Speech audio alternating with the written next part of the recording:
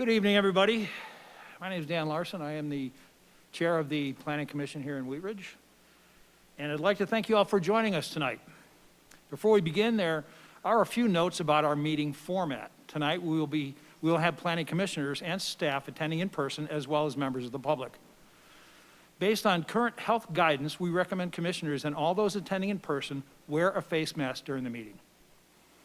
We're also broadcasting this meeting for viewers on Channel 8 and wheatridgespeaks.org.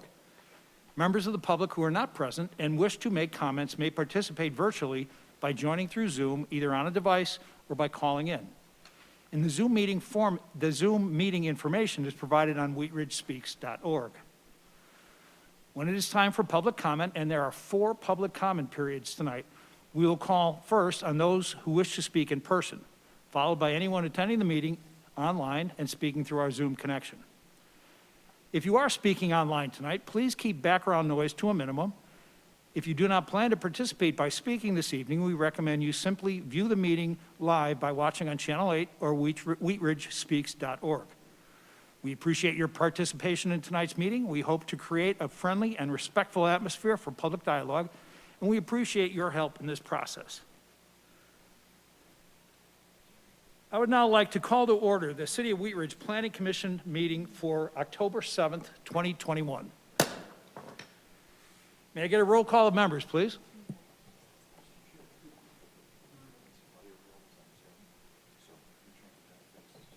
Okay.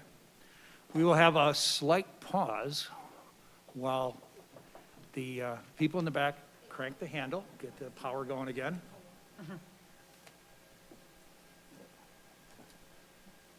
Around this way.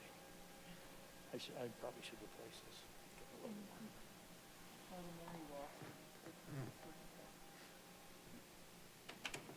Okay, Dan, you can go. You might want to repeat what you just said. Repeat what you just said so people on Zoom can hear.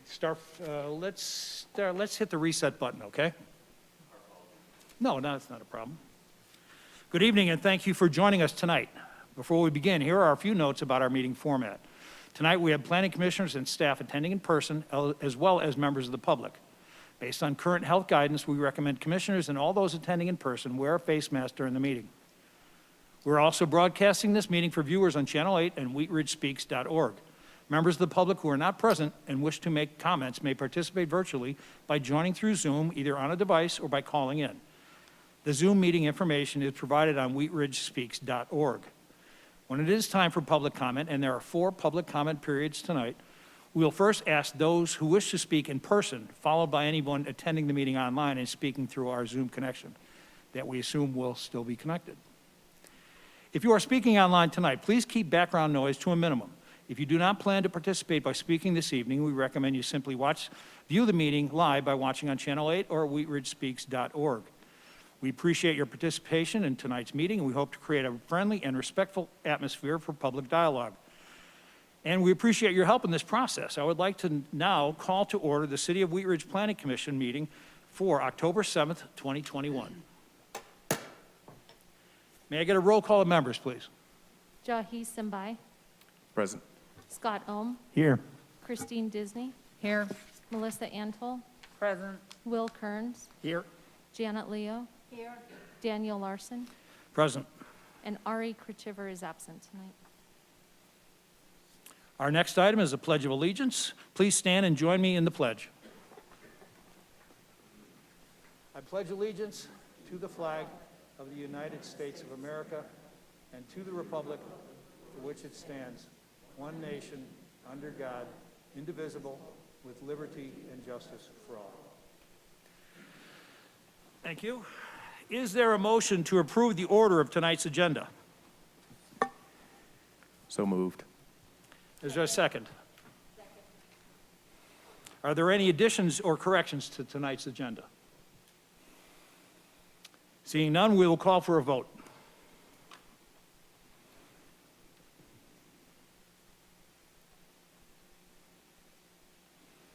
Motion passed 7-0. Next, we will vote to approve the minutes from our last meeting. Is there a motion to approve the minutes from the meeting of September 16th, 2021? Mr. Chair, I'd like to Make a motion to approve the minutes of September 16th of 2021. Is there a second? Second. Call for a vote?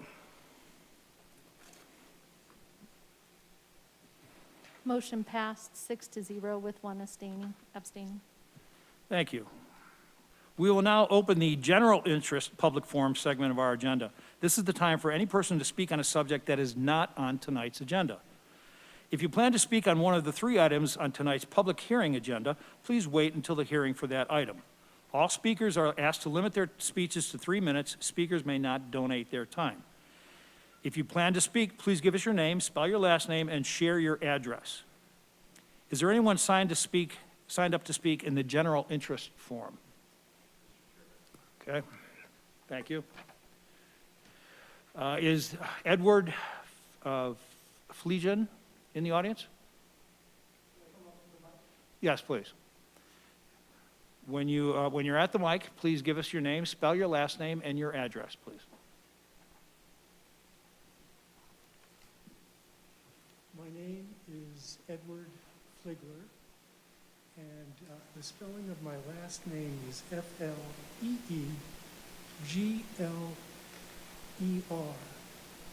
and I live at 3812 Taft Court here in Wheat Ridge. I wasn't quite clear as to whether I should put this under the Wheat Ridge Lutheran Legacy Plan or as another item, because it doesn't fit in either category quite correctly. But it is the fact that there is a letter of intent, an important letter of intent, between Intermountain Healthcare and SCL Health. Because it's a letter of intent, and because I'm from that business world as a physician who had a career both as a clinical physician and as an administrative physician, I understand that there is a blackout period when there really can't be talked about. But there is a need for understanding the importance of this letter of intent. You know, my last lecture, and I was part of the University of Pennsylvania healthcare system on the East Coast, was to talk at CU Anschutz about the 3 blind men and the elephant. One touches the tail, one touches the ears, one touches the trunk. What does a healthcare system look like? Well, Intermountain Healthcare is one of the 5 centers of excellence in our country. And they've made an intention known that they want to merge with SCL Health. And healthcare to me is really 3 components. It involves the social determinants of health, high-value ambulatory care, and succession planning so that there's health care for this community for generations to come. Intermountain Healthcare has made an $80 million commitment to the University of Utah to create within their Department of Population Health the opportunity for more primary care doctors that could serve future generations of Wheat Ridge. This is important.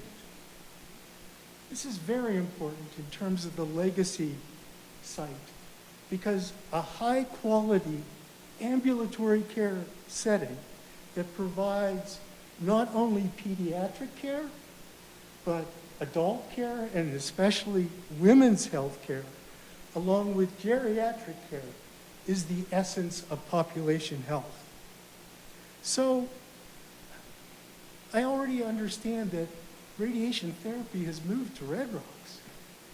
Other high-performing Sir, I'm sorry, areas but your 3 minutes is up. are moving for centralized care. Sir, And I would suggest that we have a strategic pause for any motion for the Legacy Campus until the letter of intent is addressed. Thank you.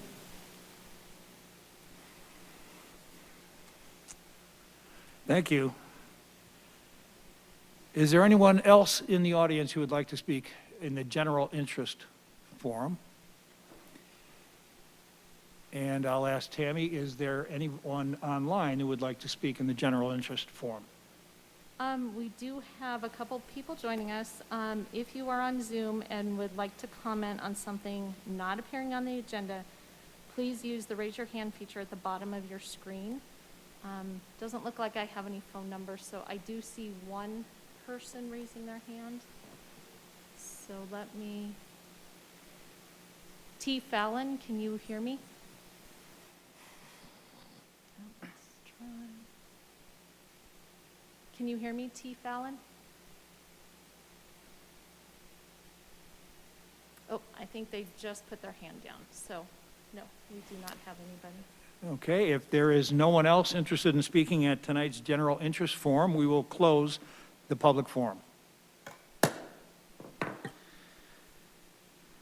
Moving on to new business, our first public hearing case tonight will be case number WZ 2107, an application filed by Chris Student representing P Street 1 LLC for approval of a zone change from restricted commercial, known as RC, to mixed-use commercial, MUC, for property located at 6011 West 44th Avenue. And before we get started, I would again like to welcome members of the public to our hearing. It is important that this hearing be conducted in a dignified and civil manner. Our goal, as always, is to create a friendly and respectful atmosphere for public dialogue, and we appreciate your help with this process. Please respect the statements made by city staff, by the applicant, and by my fellow commissioners. I ask that you do not make comments from the audience or otherwise disrupt the proceedings. We start all public hearings with a presentation from staff, in some cases a presentation by the applicant.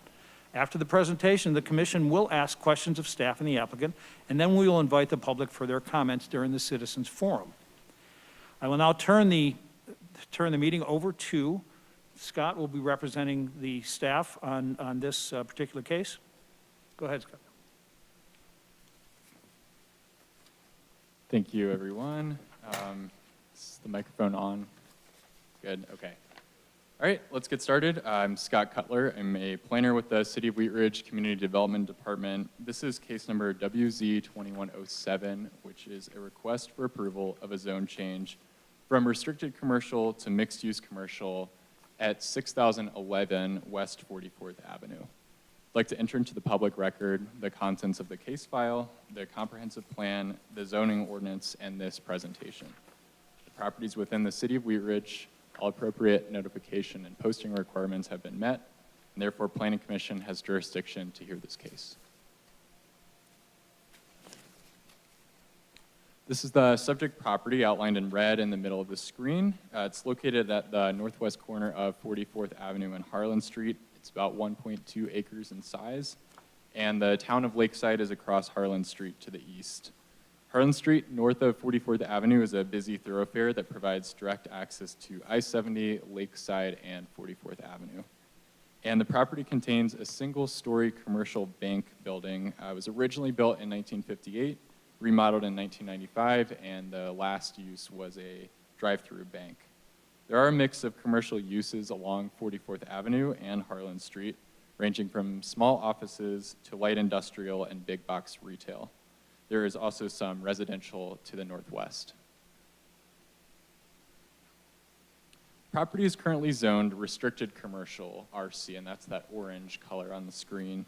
Harlan and 44th have a variety of commercial zones, and RC is the most restrictive zone district in this area. Adjacent properties include a 2-story apartment building to the north, 3-story office building to the west, some auto-related uses further north, and a mix of uses including retail, office, and mixed use to the south. Lakeside Shopping Center is home to the east. It's in the east and northeast and contains large format retail, including Walmart, Molly's, and drive-through banks.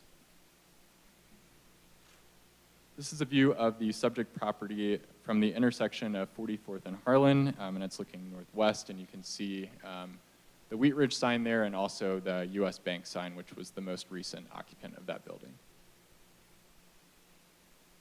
The purpose of the zone change request is to result in a zoning that more accurately reflects surrounding conditions and other nearby zoning designations. And to clarify, the zoning is being requested by the property owner. The current zoning of RC is a legacy zone district which allows a limited range of commercial and office uses, but it is limiting in terms of allowed uses, including a lot of retail uses. The MUC zone district is intended for major commercial corridors and will allow uses more consistent with those found elsewhere in the area. RC was originally designed for and is more often seen on small properties with more adjacency to low-density residential. The MUC designation would allow more flexibility for a new user of the building or provide standards for future redevelopment of the site. This table on the screen compares the existing RC zoning to the MUC zoning, and these are the development standards which would apply if the property were to be redeveloped in the future. The RC and MUC districts have similar development standards, with permitted uses really being the most significant difference. For example, RC allows buildings up to 50 feet tall and has architectural requirements, which is the same for commercial buildings in MUC. In terms of permitted uses, MUC does allow more residential uses, whereas residential is fairly limited in RC. MUC allows additional commercial uses that are restricted in RC and is designed for larger lots along busier corridors. It allows slightly larger retail uses and some more auto-oriented uses, which is reflective of the context of the corridor. The design standards in MUC include setbacks, landscaping buffers, and architecture, and residential transitions, which would apply to the north corner adjacent to the residential properties.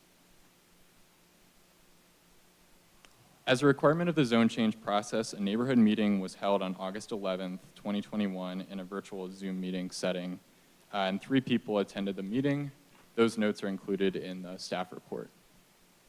Wheat Ridge is not a full-service city, and we did send the application on referral to outside agencies, including the fire department, water, and sanitation, as well as completed an internal review of the application, and we did not receive concerns or objections from outside agencies.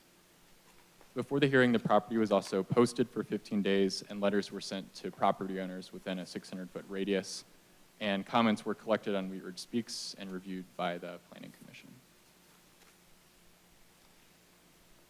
We use several criteria to evaluate zone change requests, which includes consistency with the comprehensive plan. Staff believes that the proposed MUC zoning is consistent with the policies and goals in the city's comprehensive plan. The property is located at the intersection of a primary commercial corridor, which is Harlan Street, and a neighborhood commercial corridor, 44th Avenue, and the intersection is also designated as a primary gateway. The primary commercial corridor is only on the northern portion of Harlan Street in the city, recognizing that the character in this area differs from the character further south. The designation envisions a corridor with a broad mix of activities, and the neighborhood commercial corridor also supports a mix of commercial and residential uses. A stated goal in the city's comprehensive plan is to promote reinvestment in property. The zone change request supports the comp plan by enabling investment in the property and aligning the zoning with the city's mixed-use goals for the corridor.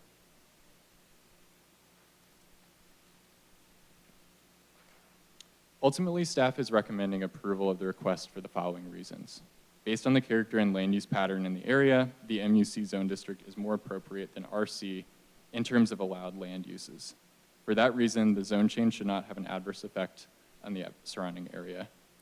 The zone change to MUC is supported by the city's comprehensive plan, specifically the vision for commercial corridors and reinvestment in commercial properties.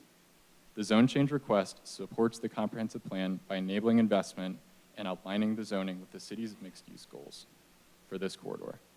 Planning Commission will recommend a decision to City Council, who will also review the zone change for the zone change request. If City Council approves the request, then the zone change is officially approved. And that concludes my presentation.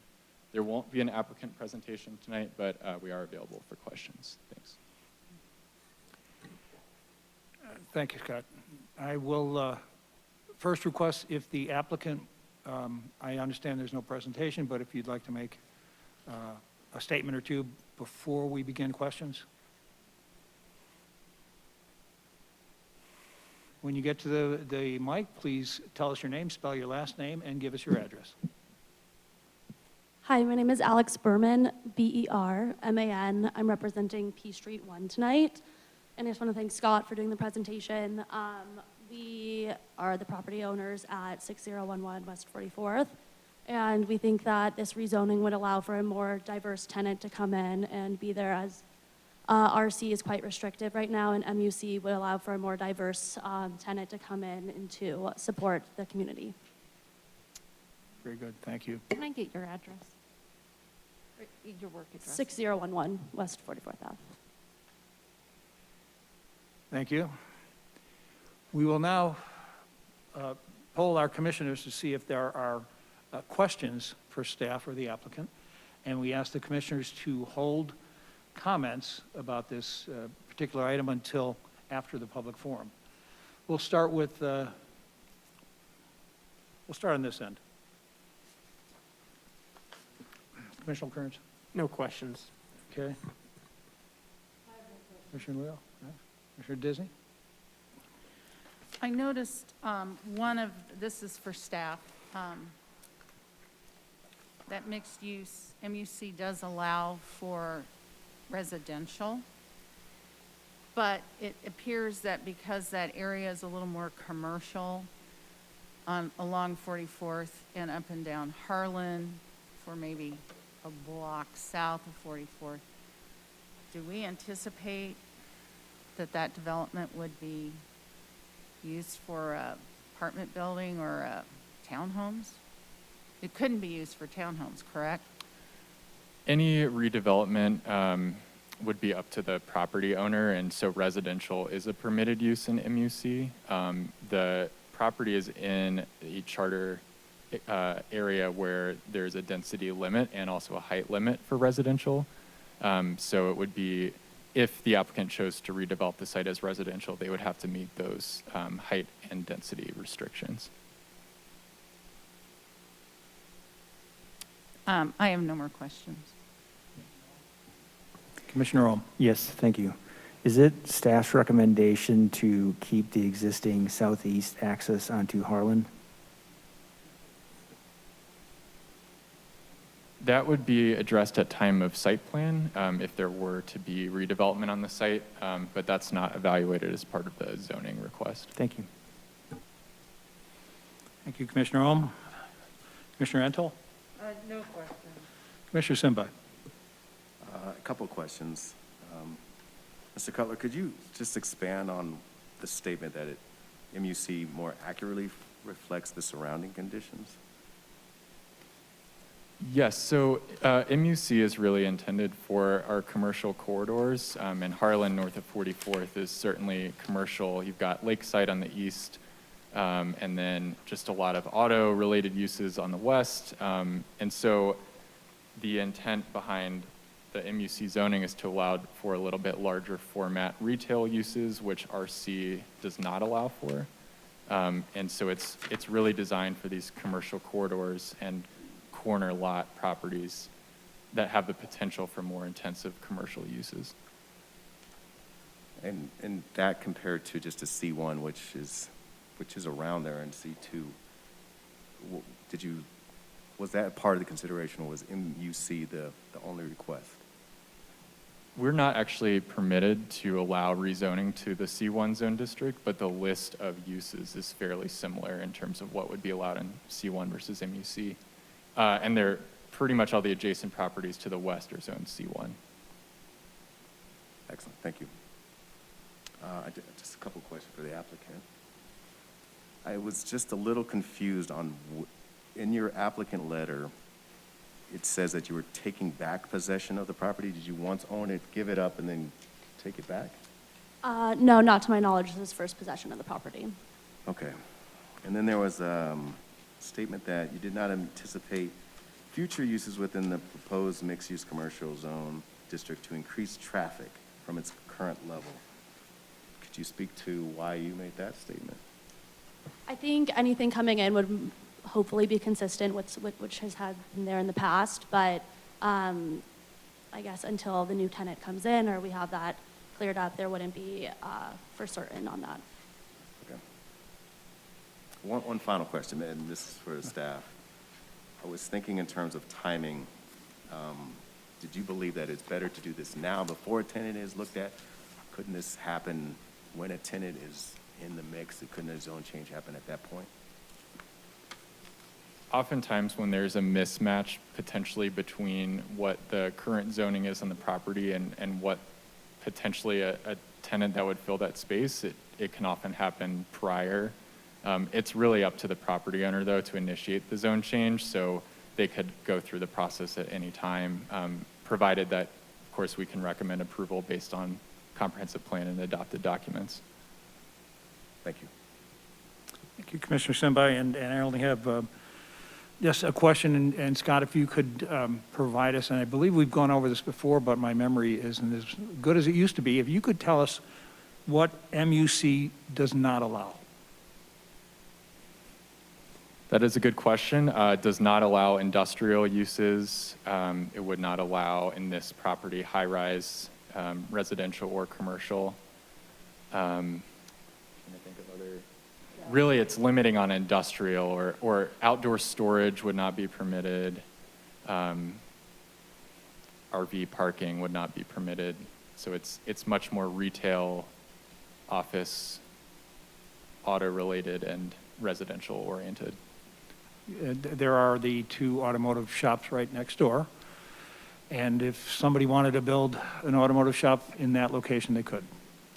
The MUC zoning does allow some auto-related uses, but specifically to auto shops or sales, they have very strict restrictions about that being, I believe, contained within the building, and just Okay. very intensive screening requirements. So typically, in MUC, we have not seen that type of development move forward just because of those restrictions.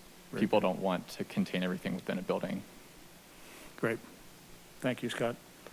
Are there other questions? Yeah, Commissioner sorry. Antal. Sorry to interrupt, but could you clarify, can you put a gas station there on the corner in the MUC? I believe it would be a conditional use, so it's not a use by right, but it is a potential. And again, they would have to meet strict design requirements. One of those, the 7-Eleven at 38th in Harlan is actually an example of that type of project that would be potentially allowed there if they could do the same type of site design. So it's conditional. Okay. Thank you. Any other questions from the commission? Commissioner Kearns? Does MUC zone district allow for retail on the ground floor with residential above? It would, as long as it met the height restrictions. Thanks, that's it. Other questions? Okay, we will now open the public forum for this item. Again, this is an application filed by Chris Student, P Street 1 LLC, for approval of a zone change from restricted commercial to mixed-use commercial for property located at 6011 West 44th Avenue. I understand there are two people in the audience who would like to speak on this issue tonight. Would Lucille Kay, is she in the room, would like to speak?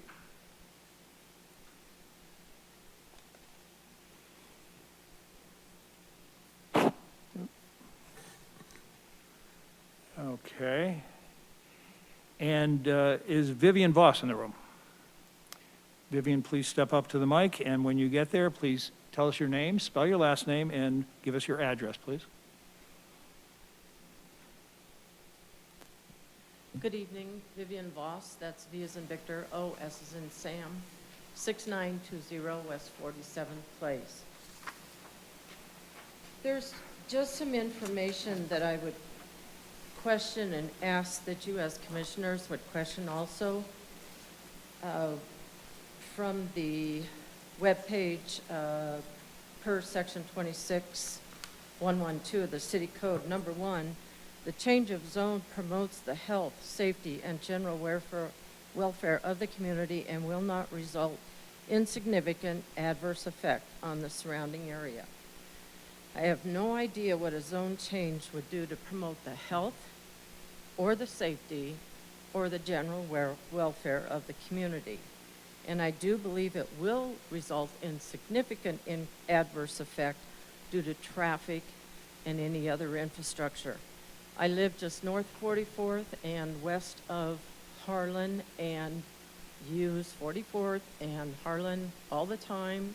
Harlan will now become the new north-south byway once they shut down Wadsworth, and everybody will be going over there.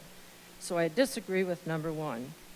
And then it says, number 3, at least one of the following conditions exists. And A, B, C, and D, I would say that B, C, D are a no. And I have not a clue on how the zone change is in conformance or bring into conformance. I would also remind you that this is a blanket check for this particular owner to get a rezoning that's less restrictive than it is now, because then they can sell it to anyone that wants to do whatever they want with it based on the zoning that you could possibly give them tonight. We have been burned in this city by plenty of developers who have come in, received new zoning, and under that new zoning, what they presented to you as commissioners and to city council, they changed and it became uglier than what it was on their first description. I'm afraid that happens more than not.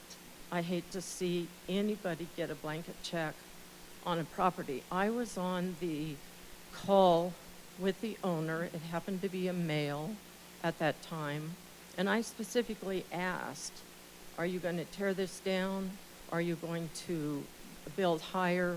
What do you plan on doing with this? And his answer was, as it exists right now, I am trying to get tenants to come in. And I understand if you have a blank check, you can get anybody bought and in a tenant position. So I would recommend that you not give a blank check on this property and keep it as it is for the use that they can use. Thank you.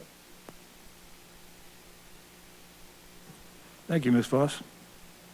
Anybody else in the audience, in person, that would like to comment on this issue? Tammy, is there anybody online that has raised their hand to comment? We do have a few people on the Zoom. If you are wanting to comment on WZ 2107, can you please raise your hand by clicking the bottom of your screen?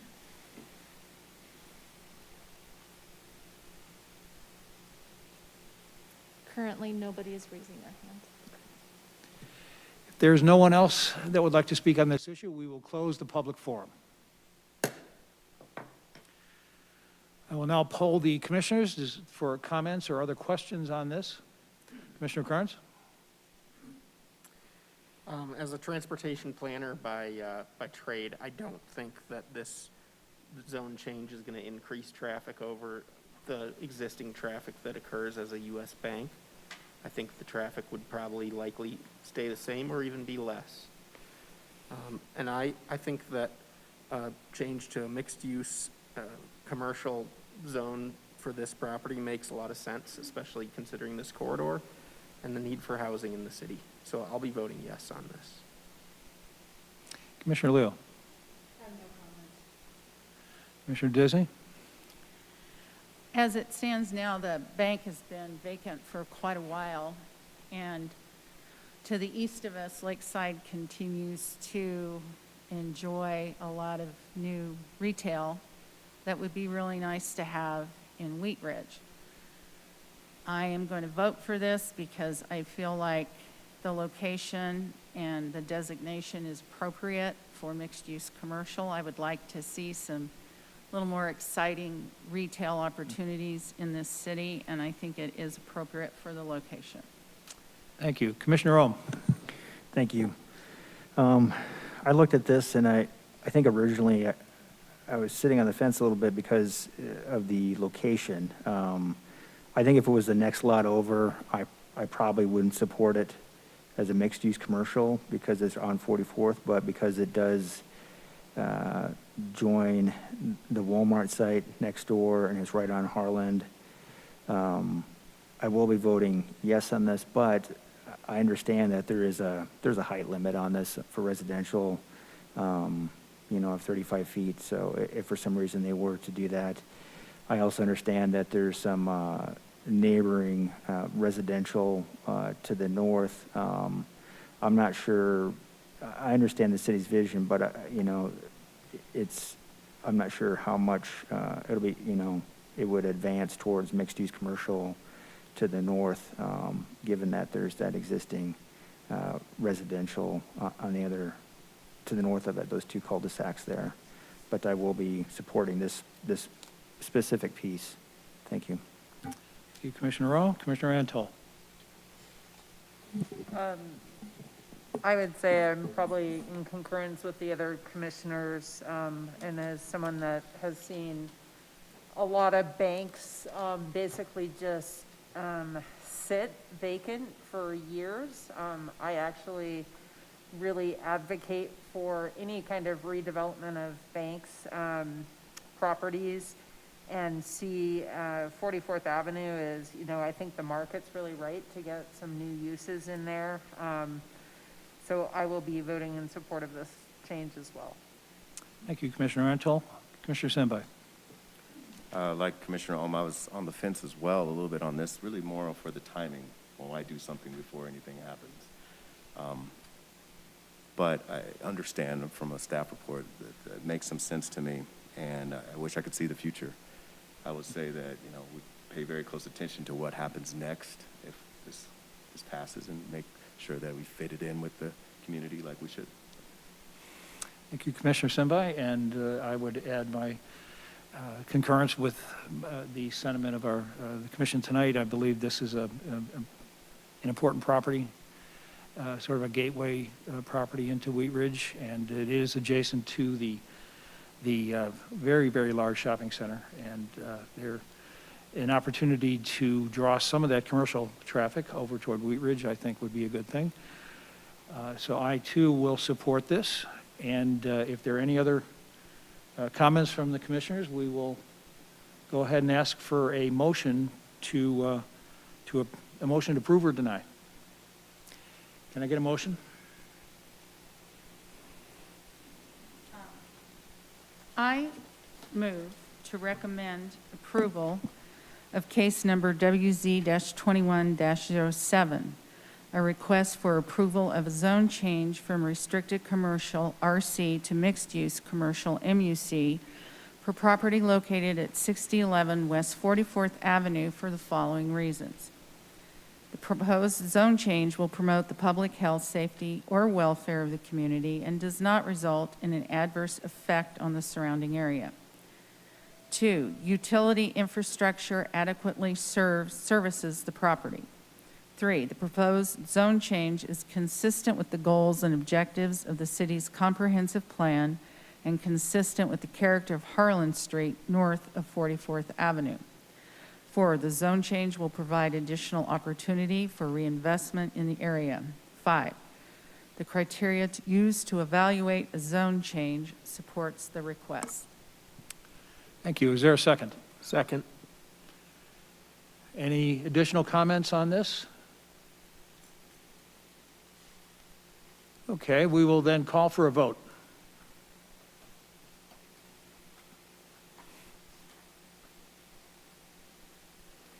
Motion carries 7-0.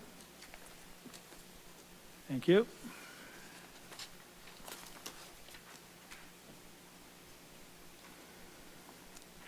Our second public hearing tonight is case number WPA 2101. This is a resolution recommending adoption of the Lutheran Legacy Campus Master Plan, and by such adoption, amending the Wheat Ridge Comprehensive Plan. First, we'll hear an introduction from staff, followed by a review and discussion from representatives of MIG. After the review, we will open the public forum for comment on this item, followed by questions and comments from the commission. I will turn this over to staff for their introduction, please. Thank you, Mr. Chair. Pleased to be here tonight. I'm Ken Johnstone, Director of the City's Community Development Department, and I'll kick us off and then turn it over to Mark Del Torre to give a PowerPoint presentation as well. I say we're pleased to be here tonight to present an exciting new master plan for the SCL, what we're calling their legacy campus, SCL Health's legacy campus in the heart of the city. And as the chair noted, this is being proposed as an amendment to the city's comprehensive plan, which is really the first step in entertaining any kind of change in the development pattern that you see on the site. Joining us tonight are Stephen Chung, Senior Vice President with SCL Health, Mark Delatorre with MIG, and virtually we have Jay Rankins with MIG, our consultant team, who's a principal with the firm. So we'll all be available for questions. I will turn it over to Mark shortly to present the master plan document, and I think equally important, the process that we've had to get to this master plan document. So we've been fortunate to have a great amount of community input and involvement, and we're thankful for that over the past 6 months. But before I do that, maybe just a little bit of background of why we're embarking on this endeavor.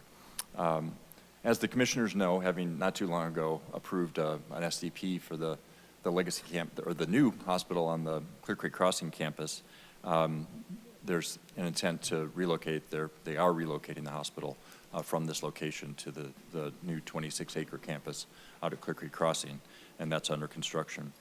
While that move won't physically happen for several years, just given the time frame to build a hospital, SCL Health, the reality is, will no longer have a use for the majority of this campus. There will be some facilities that will remain for some period of time, and we can speak to that as well. So it's essentially organizationally they need to look at what the future of this real estate asset needs to be. As the commission is aware right now, its own planned hospital district, which is a very limiting district.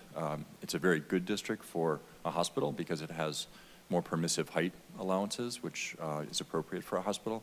But in terms of a list of permitted uses, it's that. It's a hospital and things that's typically accessory to a hospital. So that zoning is not a good fit. Similarly, when we adopted the Envision Wheat Ridge Comprehensive Plan in 2009, we certainly didn't have this on our radar, that this would be happening. So we basically memorialized the fact that it's a major employment use and almost a civic or public use, and to the extent that it's kind of an institutional land use. So that's what our comprehensive planning documents say. So SCL Health approached us in, I think, late 2020, about this time last year, wanting to kind of understand what it would look like as they wanted to begin to market this to the real estate development community. And we sat down with them and just thought about that a little bit and really expressed our belief that it would be obviously important to amend the comprehensive plan and to do it with a lot of community involvement, right? This campus has had some sort of a presence in the city for well over 100 years. There's a lot of history, there's a lot of memories, there's just a lot of legacy here. And so we knew that for any kind of, to entertain any kind of a change in land use here through eventually some sort of a rezoning application, that it would be important to have a very inclusive community process to update the master plan or the comprehensive plan. It's somewhat of a unique process for us, not atypical in other cities to do what we're calling a master plan. We often do sub-area plans. I'm sure some of you have been involved in those when we look at a corridor or an area and come up with more specific land use recommendations than the whole comprehensive plan has. But we haven't done this kind of collaborative working with the property owner and, of course, the community to assess a more finite 100-acre site. So it's been an interesting and I think a helpful process for us. SCL Health was totally on board with that type of a process. So we actually put the 44th Avenue corridor planning process on hold just from a staff resource perspective and made this the priority. We hired MIG in early 2021 to kick off the process and started the public outreach, I think, in March. And it's been robust. And as I said, we'll go through what that has looked like so you understand that. And with that, I think that's my kind of background, teeing up how we got to this point. And I'll turn it over to Mark and Jay for a presentation. Thank you, Mr. Johnson.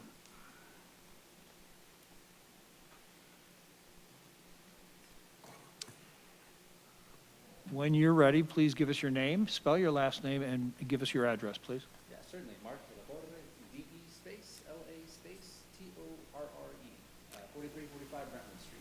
And you want to speak into the microphone, please? One time. Thanks, appreciate that. Do you need the name again? No, no, you're good. Good, Thanks. all right. Well, first, thank you all for having us out here tonight. We're really excited to kind of talk through what we've been up to for the past 8 months. It's been a very exciting project. As Ken noted, it's taking a big piece of Wheat Ridge's history and legacy and looking about how it served Wheat Ridge historically and how it can continue to serve it moving forward. Tonight, I'm going to walk through just a couple of key points for the process, talk about how we approached it, the key parts of what the plan does and doesn't do, kind of recap on community engagement over the past 8 months, and I'm going to hand it over to Jay, and he's going to walk you through what that means from the structure plan standpoint, what that means for plan guidance moving forward, and then lastly, touching on the implementation of the plan. So schedule here, just a quick touch point. Y'all have seen this slide here before.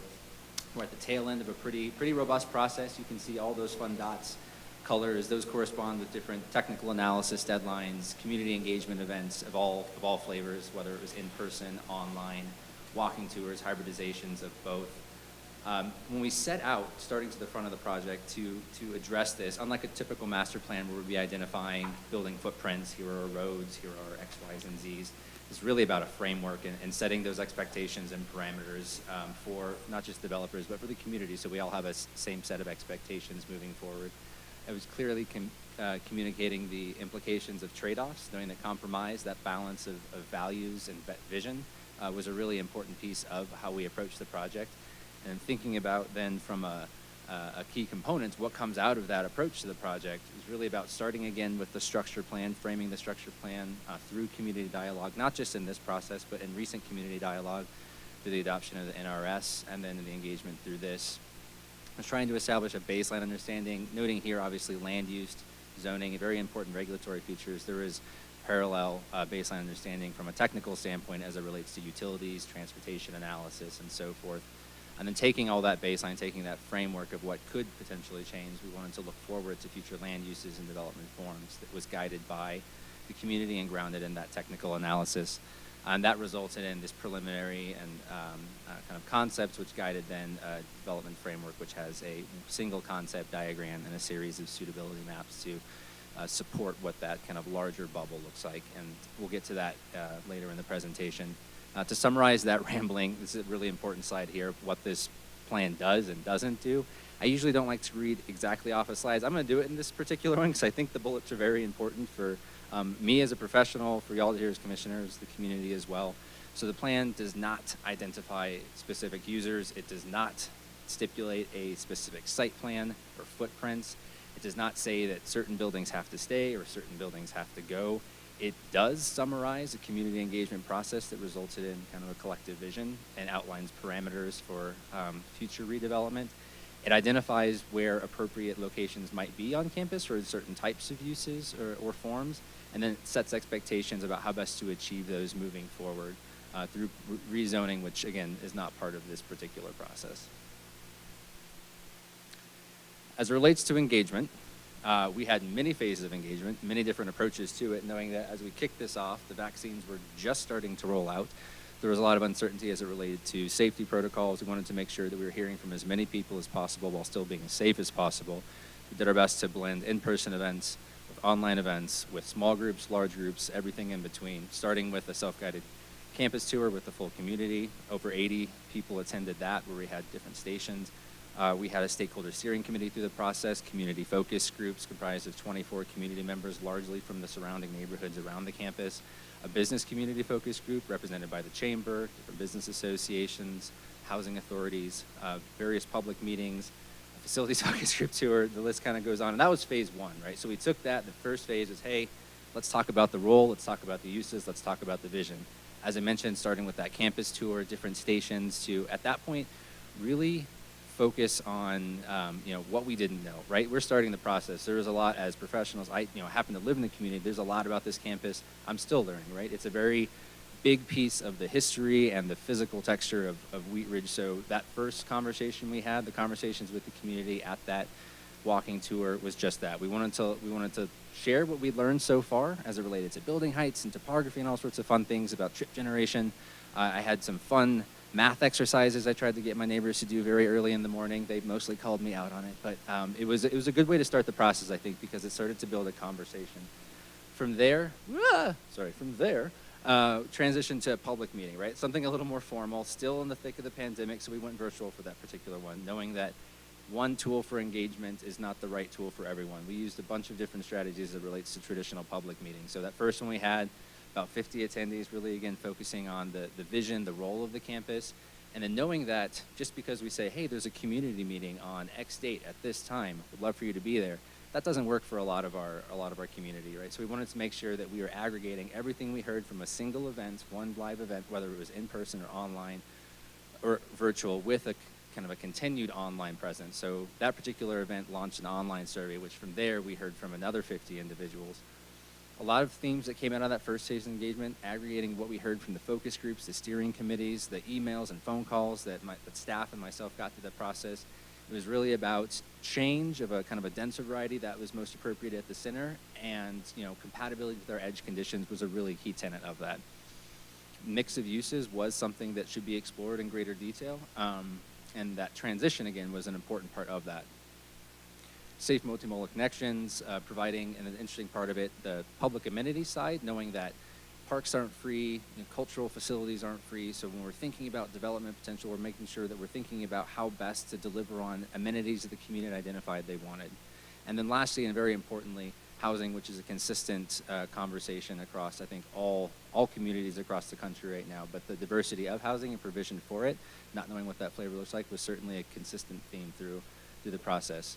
Phase 2, more stakeholder steering committees, another round of focus group meetings with that same group of 36 representing the business, the adjacent neighbors, another public meeting, What's Up Wheat Ridge online engagement, and from there we're really focused on the 3 concepts. And when I say 3 concepts, we've gotten a lot of concern about like, oh, well, yeah, I hope they don't go with concept A. And in the end, we're not going with any of these concepts. These concepts were a tool for us to understand what parts as a community, from a development standpoint, what are good, what's good about them, what's bad about them, what are the parts that we want to move forward to allow for a certain level of flexibility for development and a certain level of assurance for the community and the city. So those 3 concepts that were preliminary in nature were exploratory in that while they could have worked from maybe a development standpoint, we understand now better, having asked the community what about them they liked and what about them they didn't like. That third public meeting, we're seeing our attendance rise. We're up to now over 250 in-person attendees for all of our events at this point, really focusing on trade-offs. Again, knowing that an in-person event doesn't work for everyone, launched an online counterpart at What's Up Wheat Ridge to make sure we are hearing from as many people as possible. So another 150, 160 plus contributed to that. And a key takeaway outside of the individual pieces from the concepts, whether it was I love a civic core, I hate a civic core, I love more housing, I hate more housing. We got the whole range, right? So we made sure that when we had those conversations, they were couched in, okay, if some of those elements are good or bad, how would you go about achieving them? So we talked about them in a range of trade-offs. And from what we heard, aggregating what we heard from the in-person event and online, trade-offs were a thing that most people supported. And trade-offs as it relates to potentially additional density or additional height might be most appropriate in those center zones. So inside kind of the wishbone of the existing Lutheran Parkway framework. Part of that also noting that, hey, those edge conditions are pretty sacred above and beyond individual building assets or different pieces on site. Those edge conditions maintained throughout the entire process, a very critical part of what we heard from the community. Last round of engagement, phase 3. This is only 8 months of engagement. So another community meeting, another round of stakeholder committee meetings, another round of business focus group meetings, continued What's Up Wheat Ridge presence, and then kind of our last, y'all are kind of our culmination of that here. When we kind of tallied all that up, of like, okay, so we've been at this externally engaging for 6 months. What does that look like? We had over 2,400 people actively contribute to the web or visit the website. Within that, about 400 were pushed straight from social media, from the city's posts on Facebook, from neighbors sharing bits on Facebook. Through that process, in terms of the notification above and beyond the digital presence, the project was notified in the connections. I have my copy up on my wall. I was very proud to have it up on the wall. The Gazette, we have Mayor's Matters, all those different periodicals noting the project and the process as it moved on. And there were public notices put up in some of the more publicly accessible facilities, City Hall, the Recreation Center, Senior Resource Center, library. Only once during the library, though, because they did turn me away while it was actively closed. But I did try multiple times on that one. wrapping up the same considerations, and I'm not going to really bother to beat this over the head here, because through that process, through the end of kind of what we went through and all those different phases of engagement, what we heard was really similar. There's still certainly some concerns as it relates to denser housing, multifamily housing. There were concerns and excitement for affordable housing, different pieces of that. But in the end, it really was, if there is change, keep that height and density to the center of the site to allow us to preserve that edge condition that's most appropriate for our adjacent existing users. Some of that was focused on, again, the housing piece of it, not just affordability, but the different flavors of it, whether it's rental, whether it's market rate, whether it's demographic targeted rate, senior housing, where every different aspect or flavor of housing was a consistent part of the project. And then the last piece before really this last bit we heard from the community about, okay, so what's next, right? That's the most consistent thing we've heard in the last month or so. Like, okay, sure, what happens next? Or the preservation of some of those really, really critical historic elements on site. So whether it's the chapel or the Blue House, their integration, the celebration of kind of the agriculture and historical past of the site was important as in terms of trade-offs, right? When we think about it being the preservation of open space or provision for, that was certainly a small piece of it as well. Great. Thank you, Mark. Hello, commissioners. Thanks so much for the opportunity to present to you virtually this evening.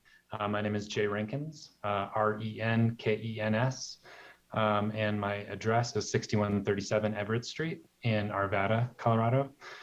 And I'm a principal with MIG, and I've been working with Mark and the team at the city throughout this process. So what I wanted to do is start actually with the structure plan. What you're seeing on the screen is what Ken articulated, which is in essence the site in blue there with the purple asterisk is shown as public and then as a major employment center. Again, as Ken noted, this was not conceived of in any other way at that point in time. And so one of the things that we think is really important, this is an amendment to the comprehensive plan, is addressing changes in the structure plan. So on the left-hand side of the screen, where the yellow circle is indicating, adding that employment center designation to the Clear Creek Crossing location, where SCL Health will be relocating. And then for the existing hospital campus site, actually a combination of uses, including neighborhood buffer, parks and open space, and a mixed-use general designation. So if you want to go to the next slide, Mark. So zooming in on that, the way that would look is respecting those existing neighborhoods around the campus, looking at the neighborhood buffer, which is typically designated around existing neighborhoods as they transition to more intense uses. So we thought that was a very appropriate designation. And then looking at a new mixed-use general designation. The two mixed-use designations that are in the comprehensive plan today in Envision Wheat Ridge do not allow residential, and they're pretty prescriptive on the commercial and employment ends. And so this would allow a broader array of uses that will be reflected in both the development framework that I'll show you, as well as in the suitability maps. Lastly, on that last slide would be the two additional features. One, the neighborhood commercial center, which a general location closer to 38th is what we heard throughout the process.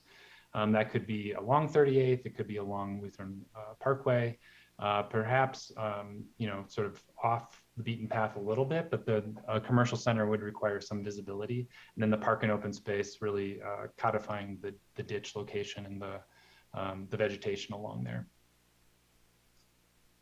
Next, we went a step further and created a development framework. We've articulated this in the draft plan with three major elements. The first is a flexible mixed-use development in the center. Mark talked about this, and it was really a consistent theme throughout the process. The mix of uses within that mixed-use development in the center was, as we heard, a varied sort of sentiment across the community. But in essence, community amenities and destinations being integrated throughout. Ideally, people thought along 38th, but not too intense because we want to be respectful of the neighbors to the north. Looking at diversity of housing opportunities and employment opportunities.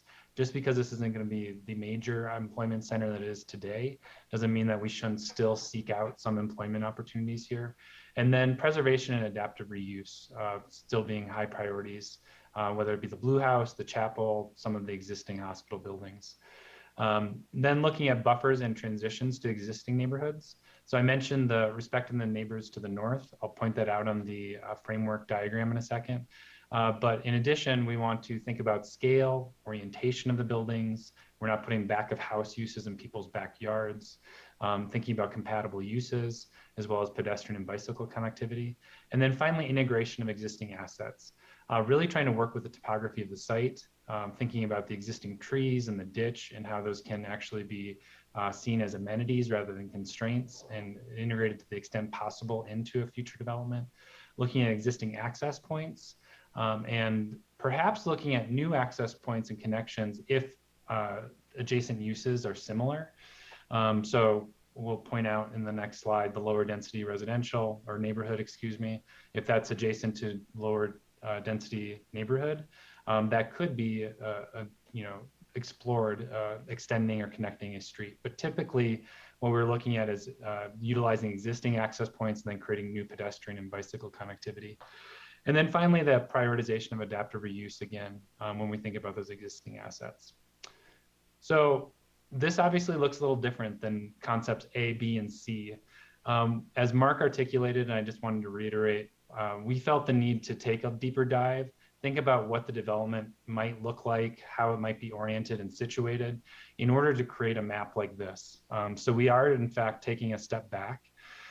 What we've articulated on the map here are a couple existing uses that are staying, particularly along 32nd, the hospice, and then medical office building up along 38th. We have the lower density neighborhood and open space designations in the yellow along the edges, which again, we heard loud and clear from the community was an important consideration, particularly considering the long held sort of campus feel of this particular location. And then a combination of lower density mixed use and medium to higher density mixed use in the purples. So the lighter purple in the southeast being the lower density as a transition. And then sort of inside the two segments of Lutheran Parkway, west and north as they're designated, having the lower to medium, or excuse me, medium to higher density neighborhood, or mixed use, excuse me. Tying those together would be the codification of the ditch as an amenity, as an open space buffer, sort of cutting through. And then identifying on there, you can see existing medical office buildings, and as well as, excuse me, the Blue House and the chapel, identified for targeted adaptive reuse potential. And then really trying to utilize the existing infrastructure to the extent possible. This array of photos is really just conveying sort of the broad mix of uses that could potentially be on the site. Without a new property owner, without a development partner or partners, it is tough to say what would go where or what architectural character would be represented on the site. But we did want to articulate what a lot of the things that the community had articulated to us, which was thinking about the scale. Transitioning from those edges towards the center of the site, making sure that any development along 38th is setting back from that edge. We don't want buildings looming over the neighbors to the north and being really respectful like the hospital development is today. And so we explored a variety of development types, and rather than designate exact locations on the site where these are prescribed to go, the approach in this master plan is to create a set of suitability maps. So we have one corresponding to each of these development types. So the first is lower density neighborhood.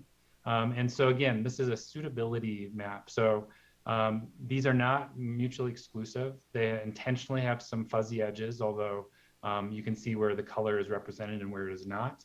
But there is definitely a darker aspect of that and a lighter aspect. So looking at the lower density neighborhood, we're really prioritizing that along the west and east edges, likely in the 4 to 12 dwelling units an acre range, and could include a variety of single family homes, duplexes, triplexes, and perhaps some other attached products.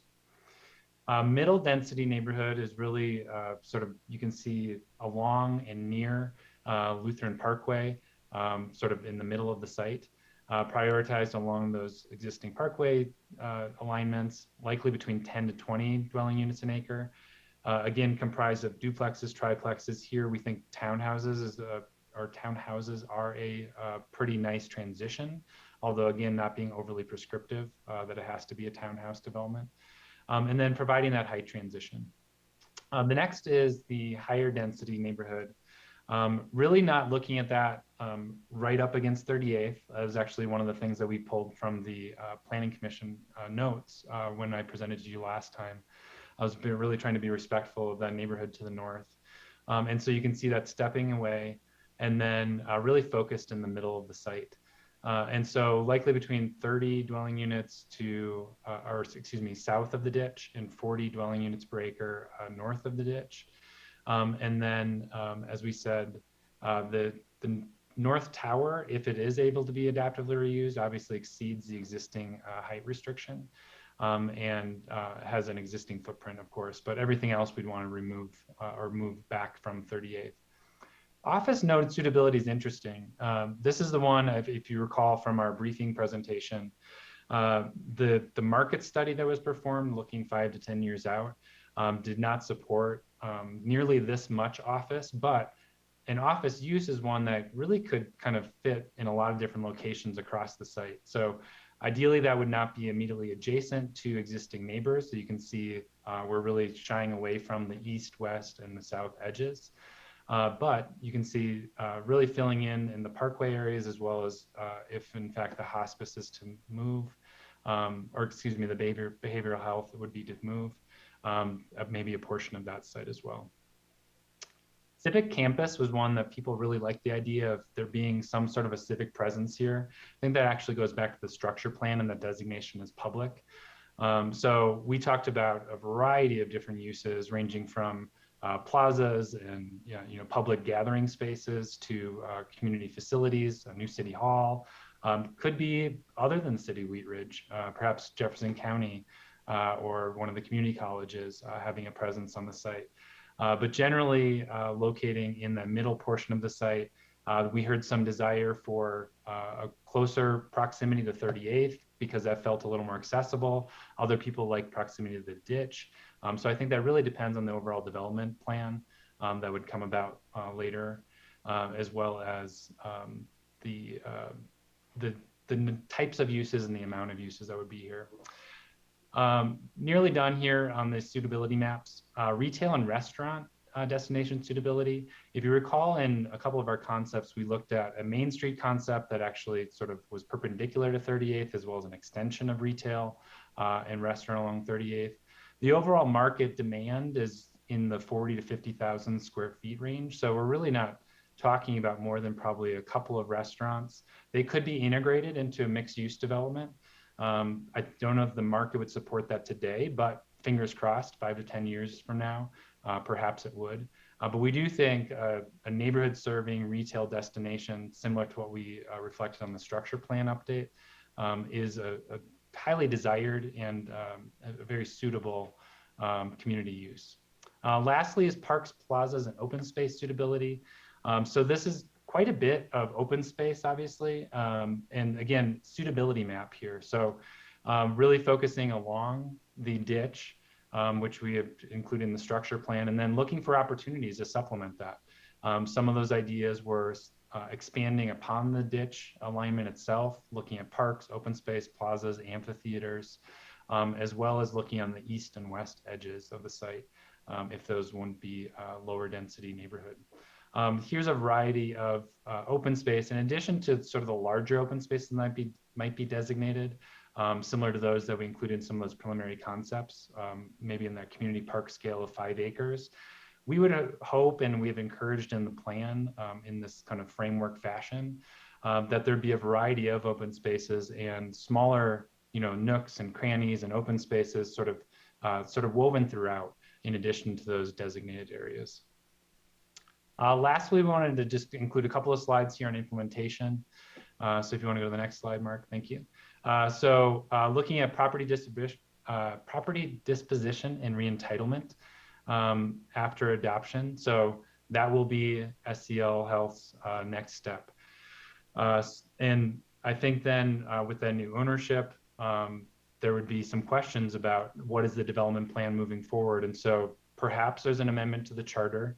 I think that's one of the things that we have sort of framed up with the plan and with the community conversation is would there be an appetite to even entertain that? And I think the answer is yes. I can't say whether or not that amendment would pass at a vote, but I think there's definitely an appetite to explore it, especially if there's provision of existing or additional open space, parks, and other community amenities. And then evaluating the creation of urban renewal area as a part of an implementation strategy. That's not the end all be all though. We'd want to explore that as well as additional funding strategies for public infrastructure and investment. And then our next steps in the short term would be targeting plan adoption at the October 25th council meeting. And then we would expect the next time, assuming that you all actually move this forward this evening, the next time you would hear on this would be looking at rezoning requests from a new property owner. And with that, I think we are all available to answer questions. Were there any other comments from the applicant? No? Okay. No, we're ready for questions, or if you'd prefer to, I know we have a number of people signed up under public comments, so, we could also start there. Yeah, I think that's probably a very good point, Jay. I think we will, instead of polling our commissioners for comments and questions, we will go immediately to the public forum. And I would now like to open the public forum for case number WPA 2101. This is a resolution recommending adoption of the Lutheran Legacy Campus Master Plan, and by such adoption, amending the Wheat Ridge Comprehensive Plan. We ask you, please limit your comments to this case. Thank you. As noted earlier, in this hybrid meeting format, if you choose to speak, you are agreeing that the testimony you will give is the truth as you know it. Before you begin, you are asked to give us your name, spell your last name, and share your address. So we'll start with our in-person, the speakers that have signed up, and we've got Edward, and I'm not even going to try on that last name again. Edward, are you still here? Would you like to speak? I'm here, and I would just like to make an comment. Please step up to the microphone.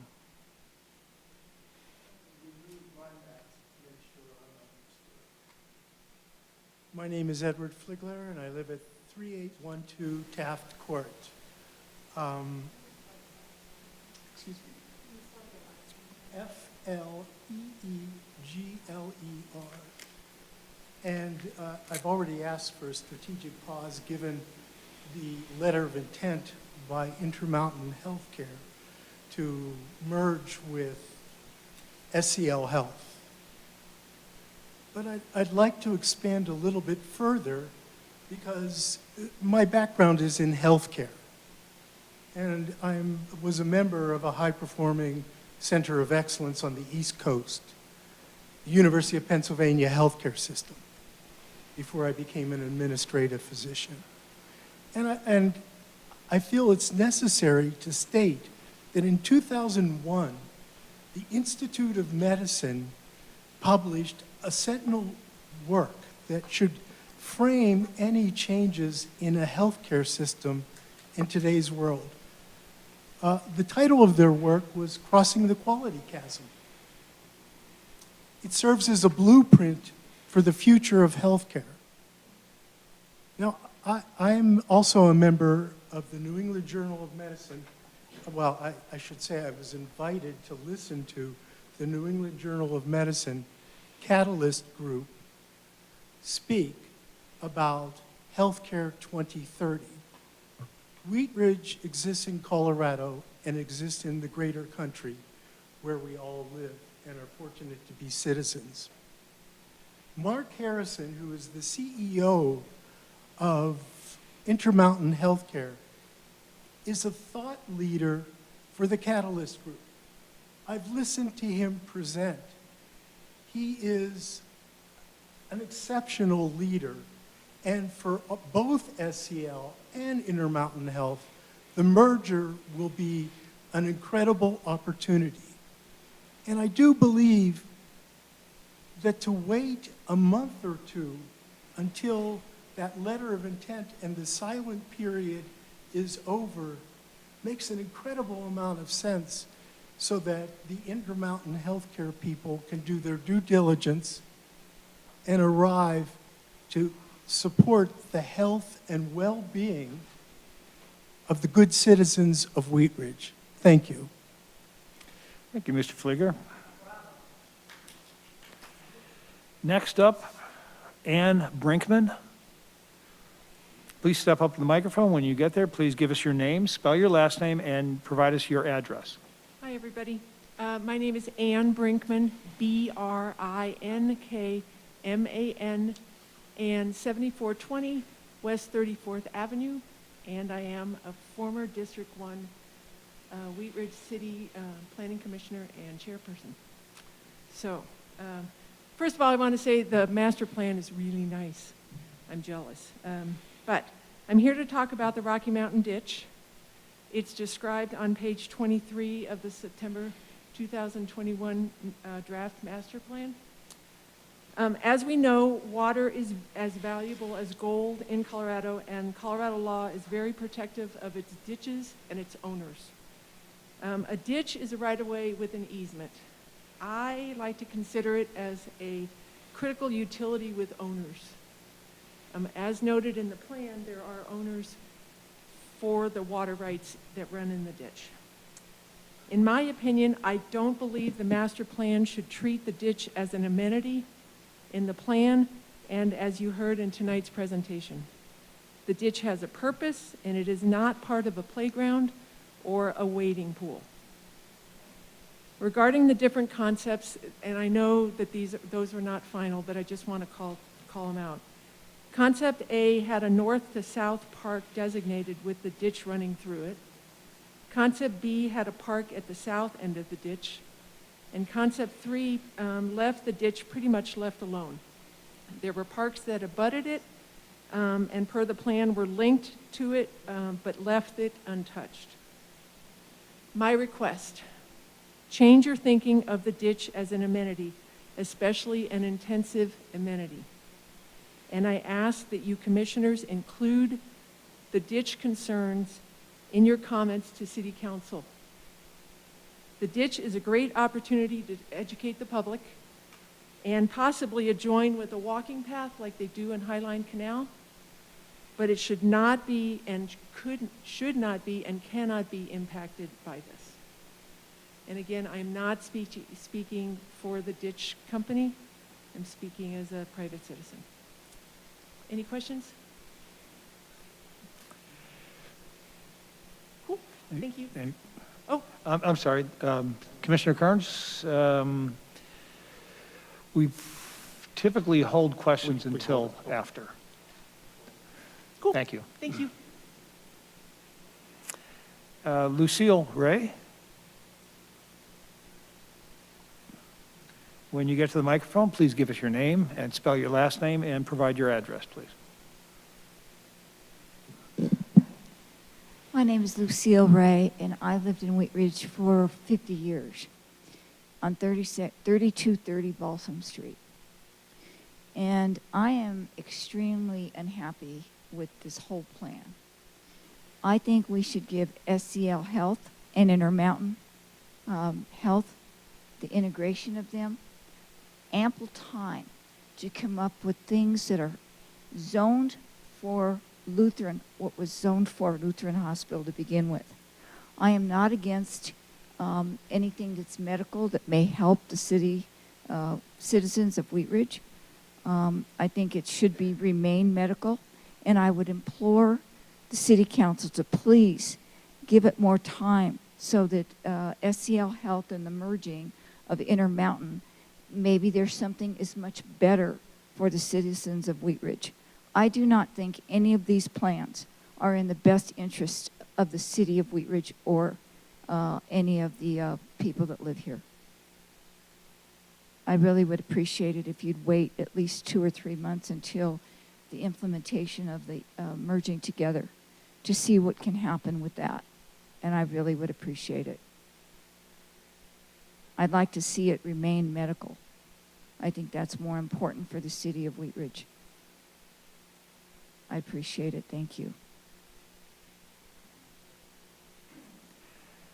Next up, Michelle Davis. When you get to the microphone, please give us your full name and spell your last name and give us your address, please. Hello, my name is Michelle Davis, Davis, and I'm with Ventas, the owner of the medical office buildings located on the Lutheran campus, which have and will continue to support the community. Can we get your address, please?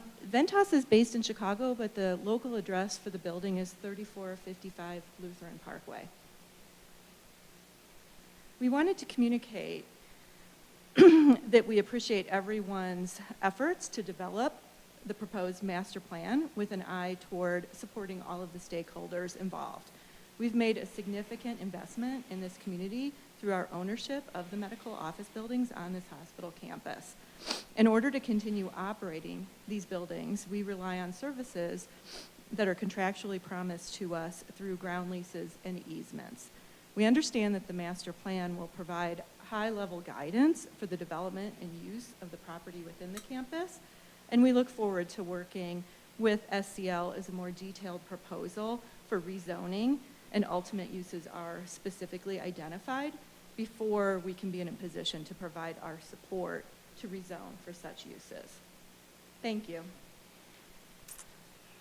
Thank you, Ms. Davis. Bob Beazell, please.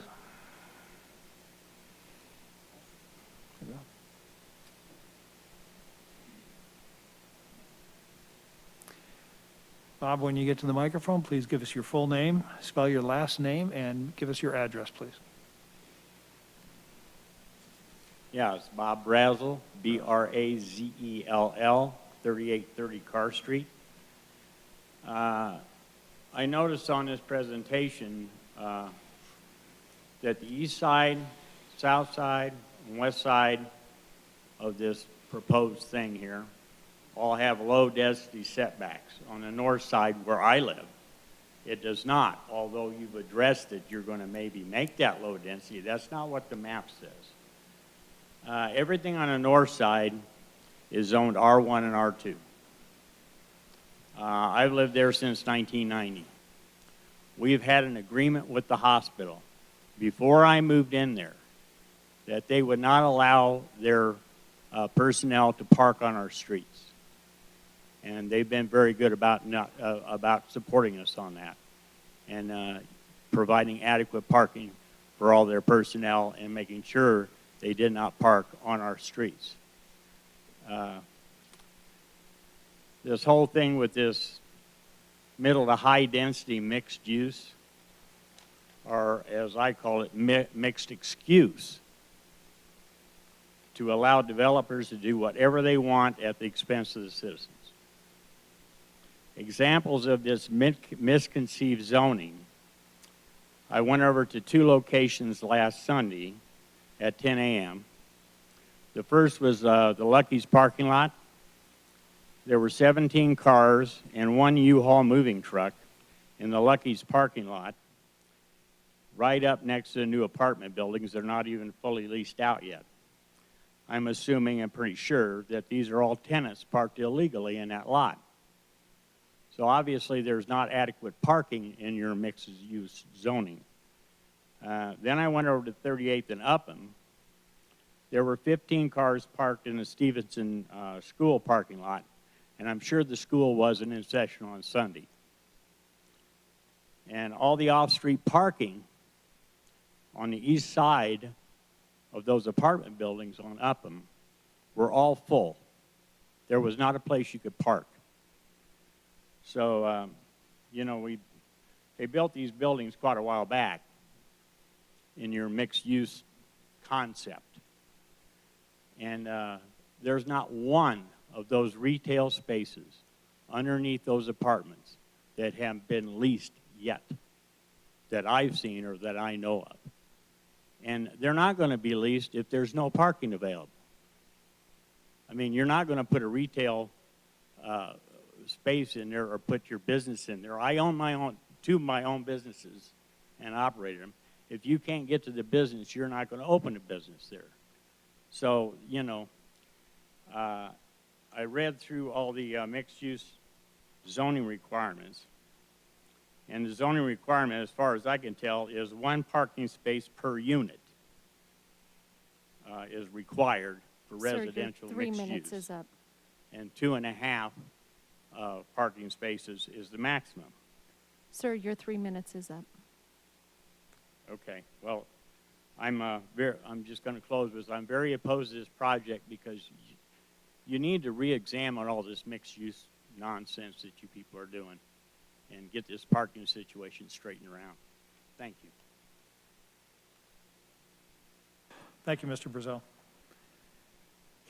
Next up, Jenny Shaver. And Ms. Shaver, when you get to the microphone, please give us your full name, spell your last name, and give us your address, please. Hi, I'm Jenny Shaver. I live at 8835 West 32nd Avenue. It's S-H-A-V-E-R. I want to start, I was actually one of the folks on the focus groups, and I really enjoyed being part of that process. Got to learn a lot, and it was nice to be engaged with fellow citizens on those groups. Kind of with that, though, seeing some of the project plans that are up there, there's some things I'm not really in agreement with based on what I was seeing on those groups.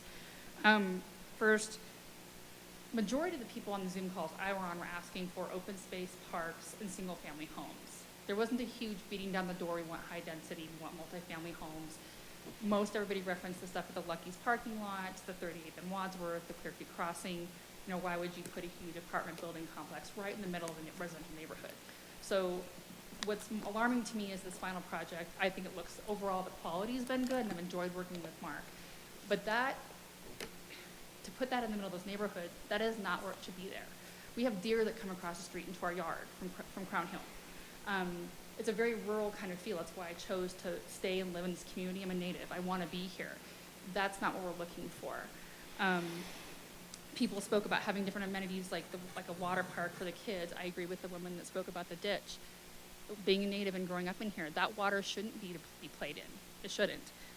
The current proposal, there was one point on a Zoom meeting they talked about possibly, I think it was 2,100 units. That's 2,100 cars potentially. Think about 2 people in an apartment. That's 4,200 cars. 2 nights ago, I was out in my front lawn. I'm on 32nd with my husband. Cars are flying by, and I said to him, I said, honey, I said, is that car going 30 miles an hour? There's no way. You put that many cars, the infrastructure will not hold that many people, not even close. There are kids, the people, both the residents and non-residents, bike on 32nd Avenue. It's a huge bike path. I'm just like, literally my red flags are going off. Like, what is going on? There's too many things to take into consideration here. And then the other piece is the medical component. I work in healthcare myself.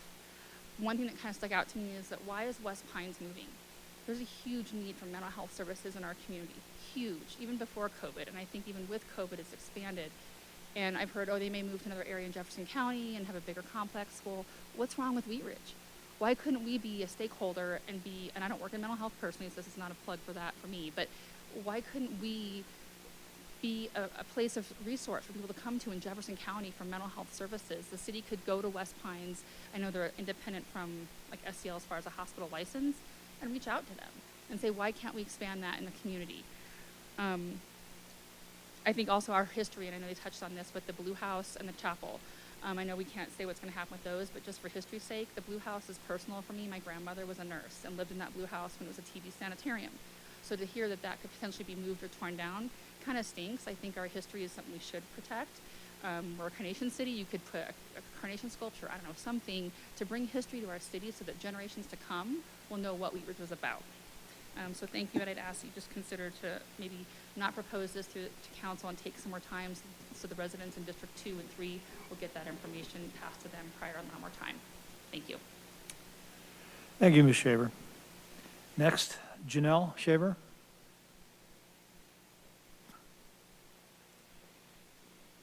When you get to the microphone, please give us your full name, spell your last name, and give us your address, please. Janelle Shaver, 8890 West 35th Avenue, SHAVER.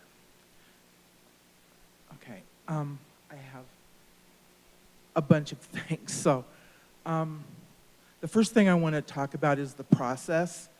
I've been following projects and development in this city since probably about 1994, and this is just the worst process I've ever seen. You can't just have a couple of focus group meetings and call that public outreach. The focus groups are great, they serve their purpose, but that's not public input. There was mention of an extensive, inclusive process. That's not an extensive, inclusive process. Adjacent property owners weren't notified, especially people who are able to do a legal protest. Not sufficient notification. Putting it on the website and calling it good isn't enough. And I heard a figure of how many $100,000 the consultant costs, but you couldn't spend a few $100 on postage to just inform the neighborhood. The last meeting 2 weeks ago, there was no real input taken. The decisions had already been made. And also, changing the comprehensive plan is a huge deal. That's a big deal to change the comprehensive plan. Some of you probably remember me as city clerk. I was on the city council for 6 years. Changing the comprehensive plan is a huge deal. And to do that with such limited public input is not a good thing. And yes, this is not a rezoning, but as the presentation said, it creates expectations. The three plans were pretty much the same. It reminded me of an antipasto platter that had a little bit more prosciutto over here and a little bit more olives here, but basically pretty much the same stuff. I've talked to Council Member Weaver, and she's interested in the concept of urban agriculture. She said she'd talk to the staff about that.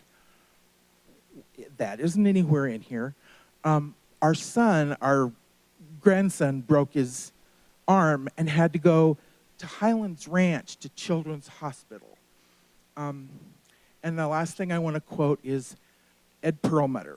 Many years ago, we took a class from him, and he said, and he comes from a developer family, he said, it is not the job of government to guarantee a property owner the highest and best use of their land.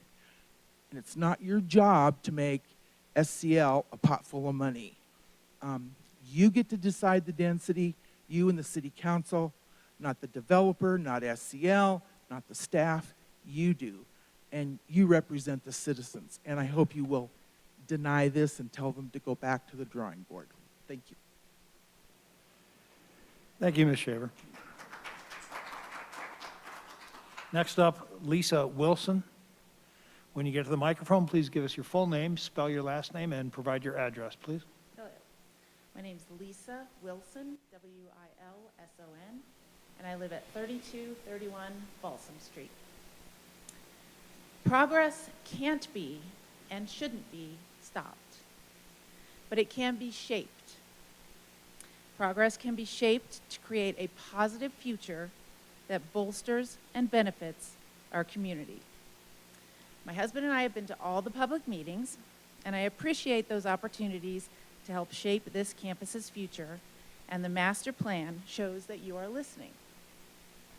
That is evidenced by the preserved ideas of green space and walkability, a balance of density, and a center-concentrated higher density. I appreciate the thought to active mixed use along 38th and the minimal impact on the site edges, especially Balsam as a street that hugs the south side of the campus as opposed to going straight through. Thank you very much. Fingers crossed. So I just want to say that I appreciate your consideration to all the input, and I appreciate your consideration to a master plan that will create a unique, livable addition to our community. Thank you. Thank you, Ms. Wilson. Next up, Steve Cherney. Yeah, so I put my name down there just Oh. as a record, so I'd be able to answer questions. Thanks, Steve. And sorry about the last name. Next up, Don Wood. Mr. Wood, when you get to the microphone, please give us your full name, spell your last name, and provide your address, please.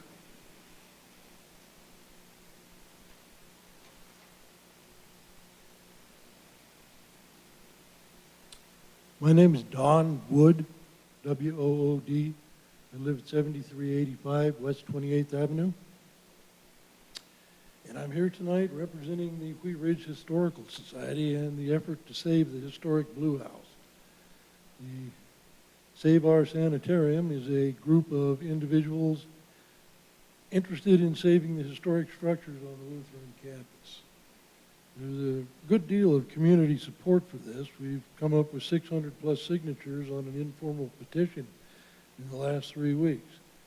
And Jefferson County Landmark and Preservation Committee has written us a letter of support. And to quote that letter, the Blue House is one of Jefferson County's crown jewels of residential architecture and a place of strongest importance in our history of sanitarium, hospital, nursing, and charitable care. The historic Lutheran Hospital campus was recognized by the Jefferson County Historical Commission as identified among the places of highest significance in our history. So the preliminary application form has been approved by History Colorado for inclusion in the Colorado State Register of Historic Properties and the National Register of Historic Places. The actual application would be going in after the first of the year, and in order for those to go through and actually become a part of the National Register of Historic Places, that's required the owner of the property to sign off on that. One proposal for saving these historic sites is a small park.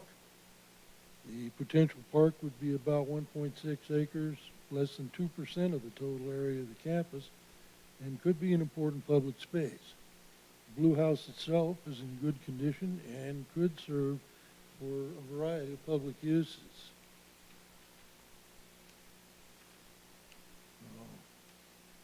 I do have copies of that letter for everybody that would like to have one.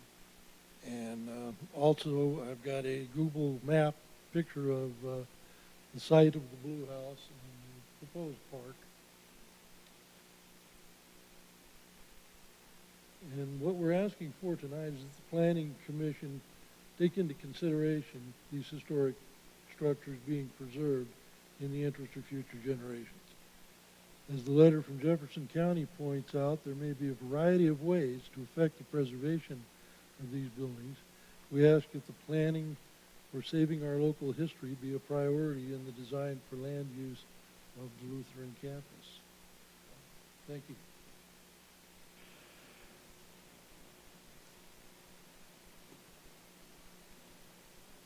Thank you, Mr. Wood. Next up, Sandy Nance, is that it? Sandy, when you get to the microphone, please give us your full name, spell your last name, and provide your address, please.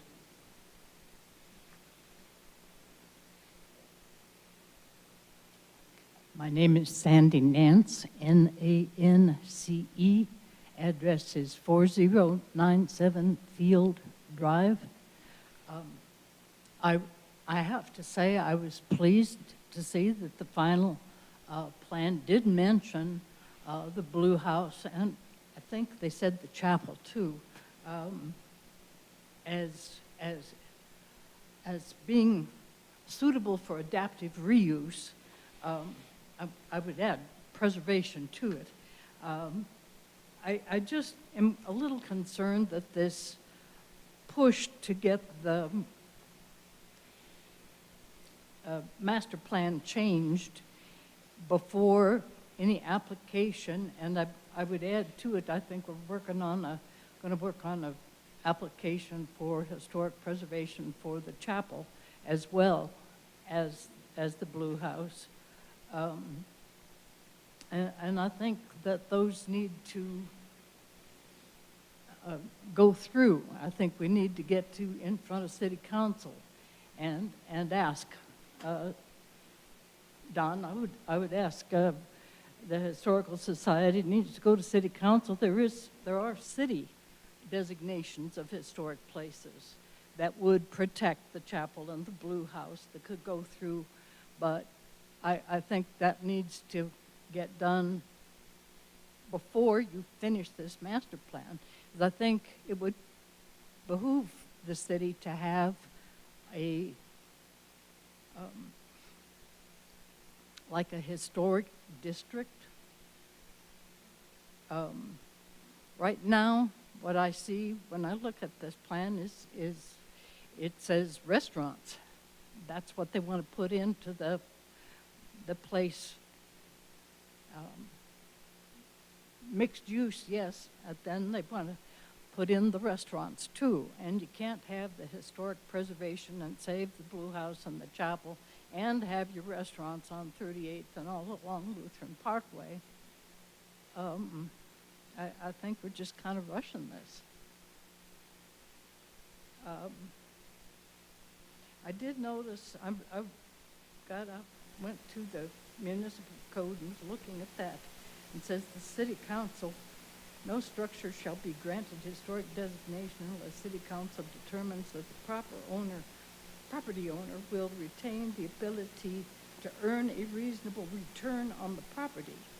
And I'm like, whoa, how do you earn a reasonable return on a historical house and chapel?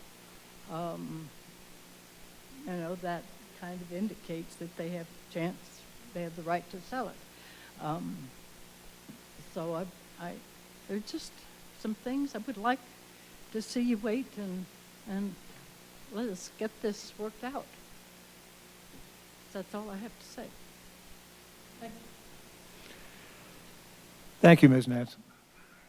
Next up, Vivian Voss.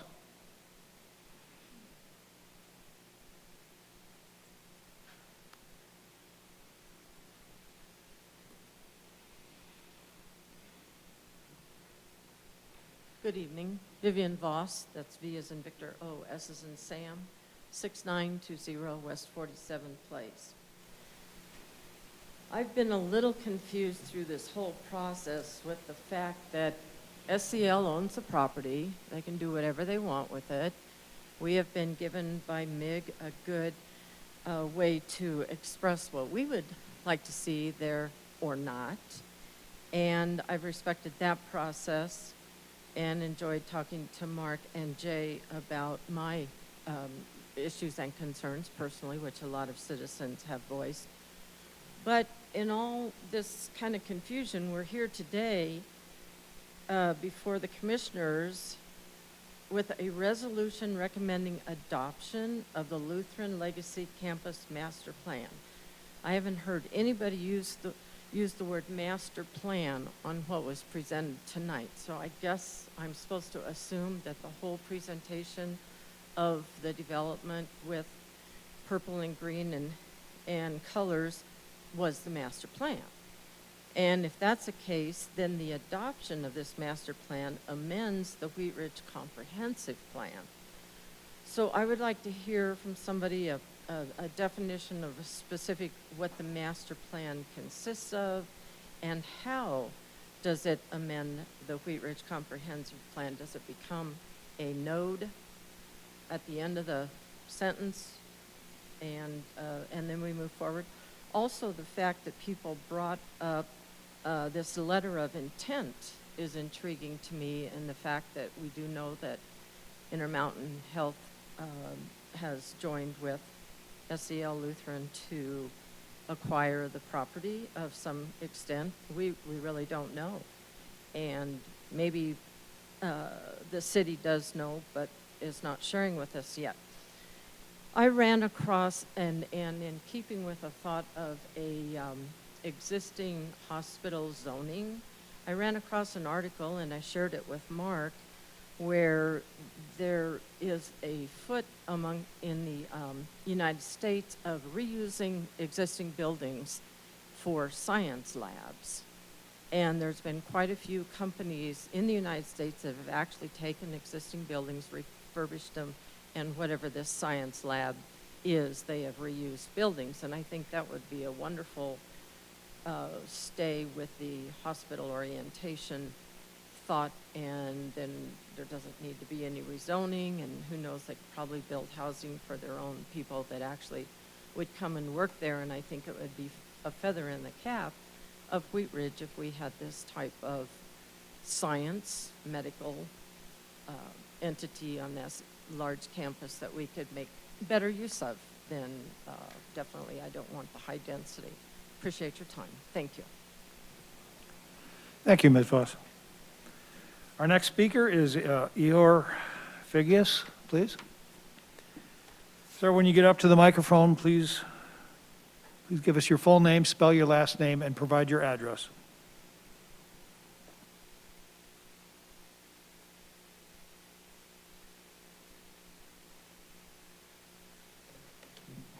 Good evening. My name is Ihor Figlus. That's IHORFIGLUS,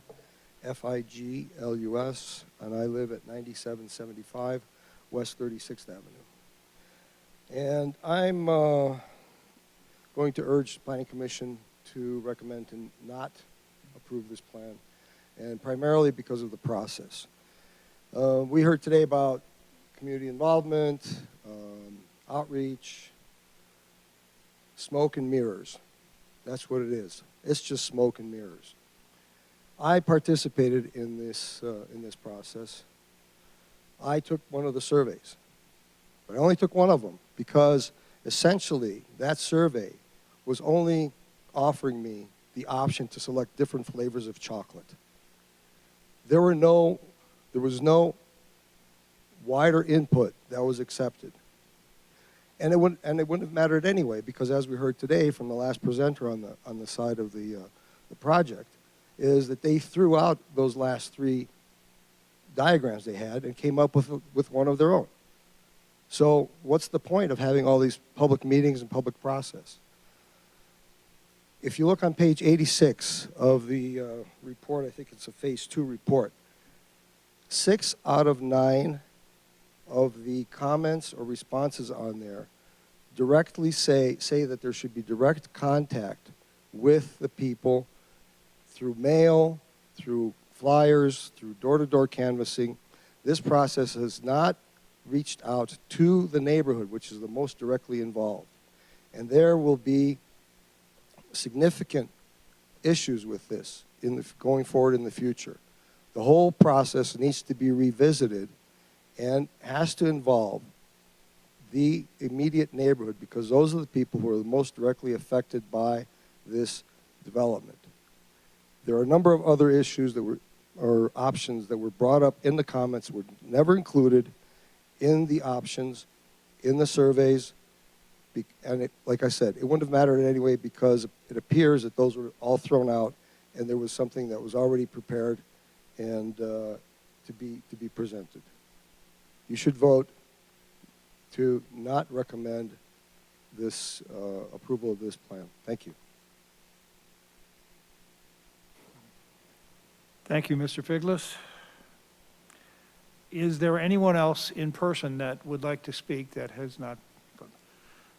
Sir, please step up to the microphone. When you get there, please give us your full name, spell your last name, and give us your address. Apologize for my tardiness. I came directly from work, so apologize I'm not on the list. My name is Joshua Meyer, and I reside at 8835 West 32nd Avenue. Can you spell your last name, please? Meyer. This plan seems to be motivated strictly by profit and disregard for any sort of community involvement. It's very, very inconsistent with how the rest of the neighborhood looks. I know that everybody wants to put in the high density stuff. Oh, it's going to be more taxes, more profit, more people. Well, if you take a cruise around in Wheat Ridge here, there's a lot of other apartment options and other high density options coming to the fore. Look on Ward Road, where they're cramming in a lot of different stuff. My point is, we already have those things, and guess what? Some of them are still now leasing. Some of them are still open. You want to add retail space into this plan. Take a cruise down 38th. Look at all the places that are empty. And you're telling me, you're telling these folks here that you're going to fill up this space when this is off the main drag of Wadsworth? I don't think so. Furthermore, if I may, this plan disregards everything, as Mr. Figlis pointed out, as probably other people have pointed out, disregarded and not informed the community. My wife and I, we went to the community. We went door to door to tell them of the meetings going on. That's not our job. That's the developer's job. That's other people's job. We just care about our community. We want to let people know, hey, they're having meetings about it. We're not telling them one way or the other, but just telling them this is what's going on. And I think it's evident. I'm glad these folks are here tonight. But let me tell you, if the other people in the neighborhood and surrounding community knew about this, you'd have this whole room filled. I've seen this room filled. On the development with 32nd and Kipling back there, guess what? This room was packed with people, all right, when it came to city council time. And guess what? Developer had to go back and change it. Had to make it more conducive and more reflective of the community. That's what they're doing. Okay. I ask that you consider going back to the drawing board and listening to the people. Like other people have pointed out, all it is just a remix of what they want. Oh, let's put it over here. Okay, a little bit more of this, a little bit more of that. No. People move to Wheat Ridge because of the feel of this community, because of an open space, because the yards are big, because they have room to breathe.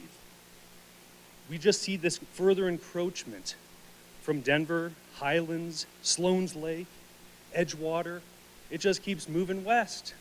I think this is the stopgap right here. It should be, where we say, no, Wheat Ridge is going to stay Wheat Ridge, and we're not going to do this crap that everybody else is doing. Let's pack them in, pack them in, pack them in. Because this is what it is. It's just packing them in here. You think this community can handle, as Ms. Shaver pointed out, 4,600 more people? I don't think so. Please, I encourage you, consider what people are saying here and let them know. Thank you. Thank you, Mr. Marr. Is there anyone else in the room who would like to speak tonight? We have two people over here. Yes, ma'am, you raised your hand first. When you get to the microphone, please give us your name, spell your last name, and give us your address, please. Hi, I spoke earlier. My name is Lucille Ray, and I live at 3230 Balsam Street. I would like the city council to look at, there has been so much development in the city of Wheat Ridge. Like the gentleman said before me, I've lived here for 48 years. I know things change, but I have lived here in Wheat Ridge and raised, my husband and I have raised our family because of what Wheat Ridge was, and I want to remain that community, that feeling of family and wholesomeness. And this constant developers should live in our community for 5 years before they even consider any development to see what our community is. I'm sorry. I don't want developers to establish how we should live. It's up to us as our community and our city council to represent us. I really appreciate your help and your thought about that. Thank you. Thank you, Ms. Ray. And there was another speaker over here. When you get to the microphone, please give us your full name, spell your last name, and give us your address, please. My name is Rosemary Bowden, B-O-W-D-E-N, and I live at 3535 Dudley Street in the house that was built in 1932 for the administrator of the hospital, which we have spent nearly 30 years restoring to its beautiful luster. And I'm very Can you repeat your first name, please? Rosemary. I'm very concerned about the health needs of our community. When you see the growth up in Genesee, in Golden, have you seen what's going on? Golden, Lookout Mountain, the west side of town, and we want to make a smaller hospital. The new hospital is going to be smaller. And what disturbs me is when I hear that someone like 2 weeks ago went to Lutheran and waited for so many hours in the emergency room, and they finally said, we got to go to St. Anthony's because they can't accommodate us. Last November, I had a client who went to St. Anthony's, sat in the emergency room for 3 to 4 hours, finally went to the ladies' room and had her heart attack and died.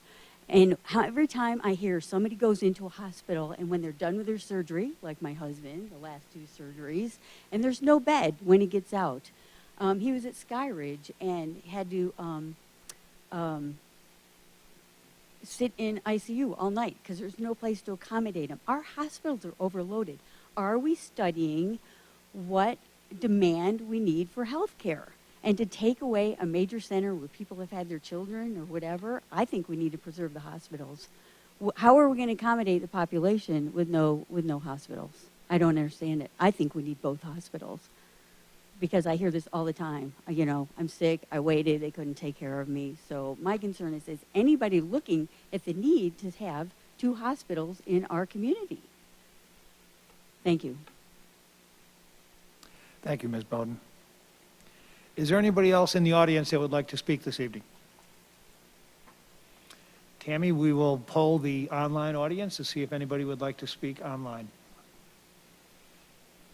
Okay, so I do have a few. They are starting to raise hands.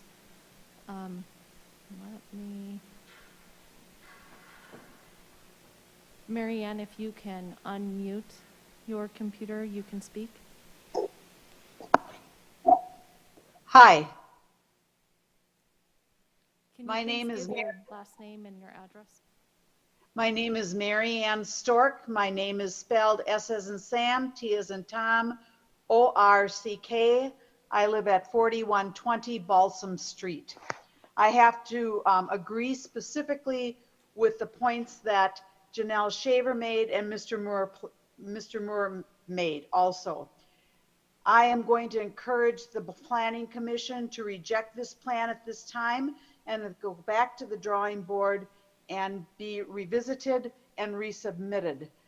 As Mr. Moore stated, we are not Denver. We are a small town feeling town with large lots, small houses, and a family feel. Anybody who wants what's in Denver should move to Denver for high density housing and small lots. When I look at this plan and I see ideas, for example, retail, just as was previously stated, look around the city and look at all the empty storefronts. Why is it all these many years later, Lucky's is still empty? Lucky's is looked at as one big box store. It doesn't have to be that. And there it stands empty, just 6 blocks away from this new development. And when we're talking about low density housing, when you tell me that the lower density housing is 4 to 12 units per acre, that's a lot of BS because the surrounding neighborhood is 1/4 acre lots with single family housing. And when we're finally looking at those single family housing, let's look at how big the footprint is on those lots. Wheat Ridge is a town of a lot of green space. And there's a feeling in Wheat Ridge that is totally unique to Wheat Ridge, and we need to retain that. Now, I have not lived in Wheat Ridge for 50 years or 40 years. I've only been here for 12 years, and I moved here specifically for the size of the lots and the green space that's in Wheat Ridge, and I agree that we should maintain that, especially in this area that is so close to the surrounding residential neighborhoods. And as far as trying to come up with making this a center for the arts or whatever, Wheat Ridge has a problem in coming up with where is our downtown area. Well, we're about to spend $4 million to develop the green. Isn't that where our downtown area should be? Over there, how many downtown areas do we need? How many retail centers? A coffee shop, maybe, but anything more? You know what? And when it comes to retail and restaurants, I still leave Wheat Ridge more than I eat in Wheat Ridge when I eat out, because the restaurants, I'm not going to eat at a national chain. So I really encourage the Planning Commission to look at this seriously, listen to what the people are saying, and to reject the plan as it currently stands. Thank you for your attention. Thank you, Ms. Stork. Tammy, is there anyone else online?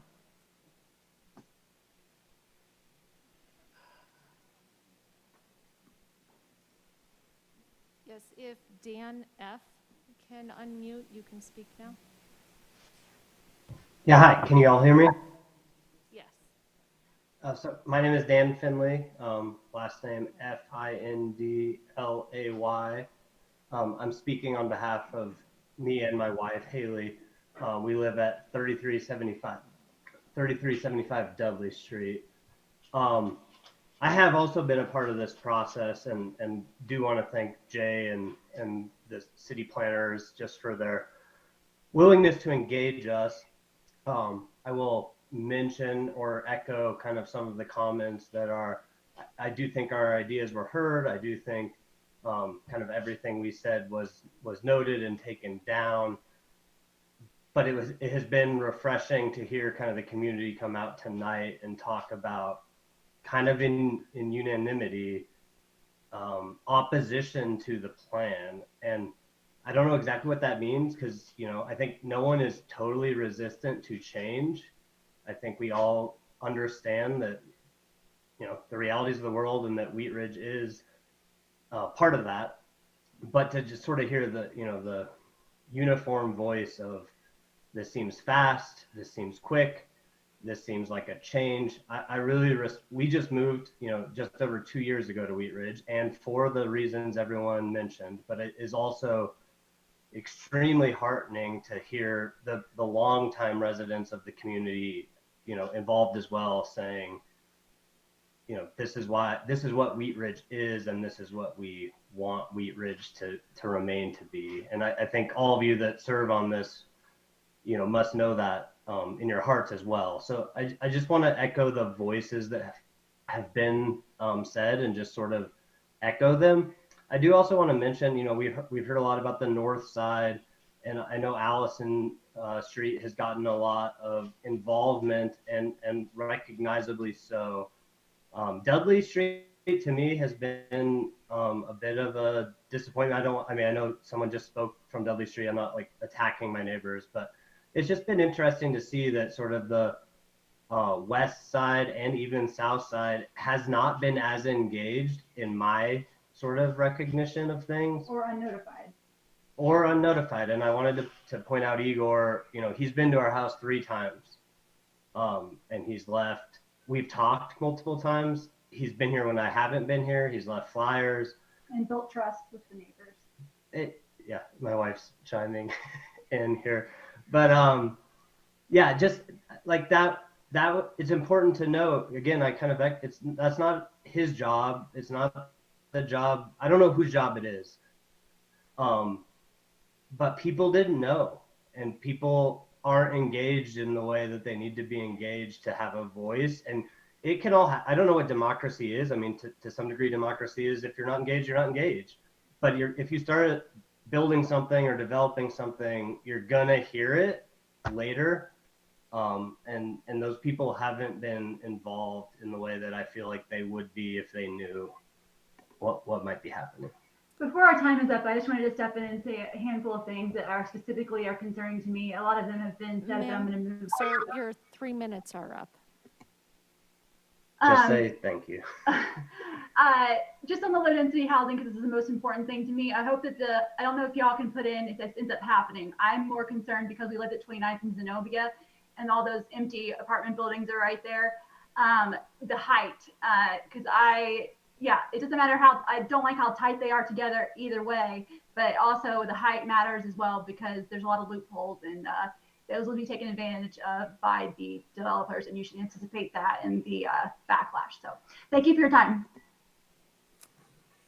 Thank you, Thank Mr. everyone. and Mrs. Tammy, are there anyone else signed up online?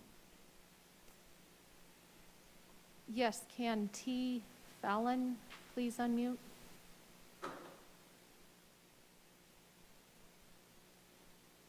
Are you there?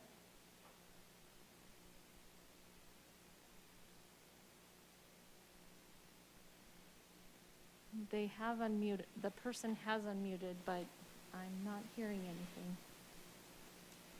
Well, then we may want to move on to the next one. Okay, so I have a DF. if you would please unmute. Sorry, I think that was me and my wife on different devices. Okay. Thank you. Can you hear me?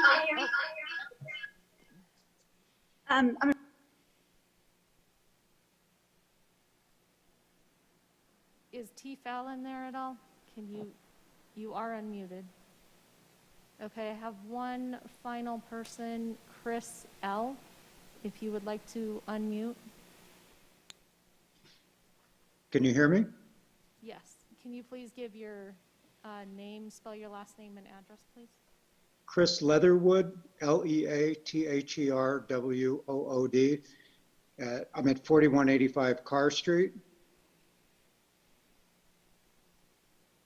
So I had made a public comment regarding the ditch, but we're lateral members on the ditch.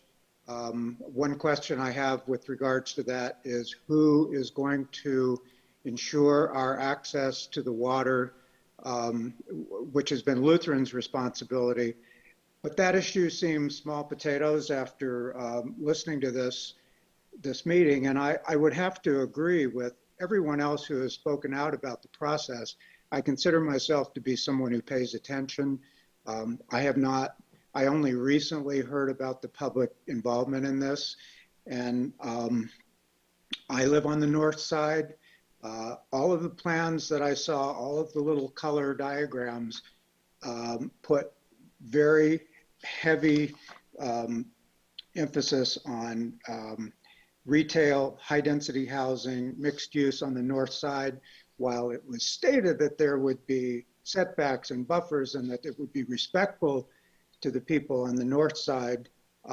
I have to ask myself, why do the other three sides of this, including what I believe is 32nd Avenue on the south side, why do they all have very wide buffers, and yet 38th Avenue on the north side, which has a very, what up to this point has been a very desirable neighborhood, it seems like it's going to be incredibly dense on that side.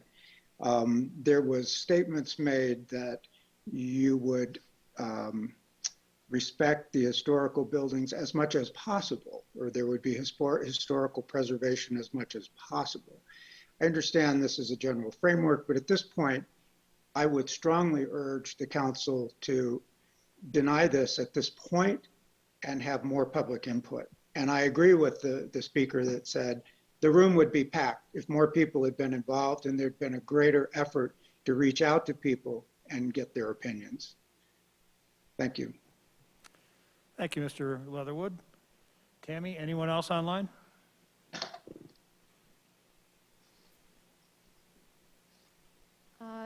If your name is Scott, can you please unmute?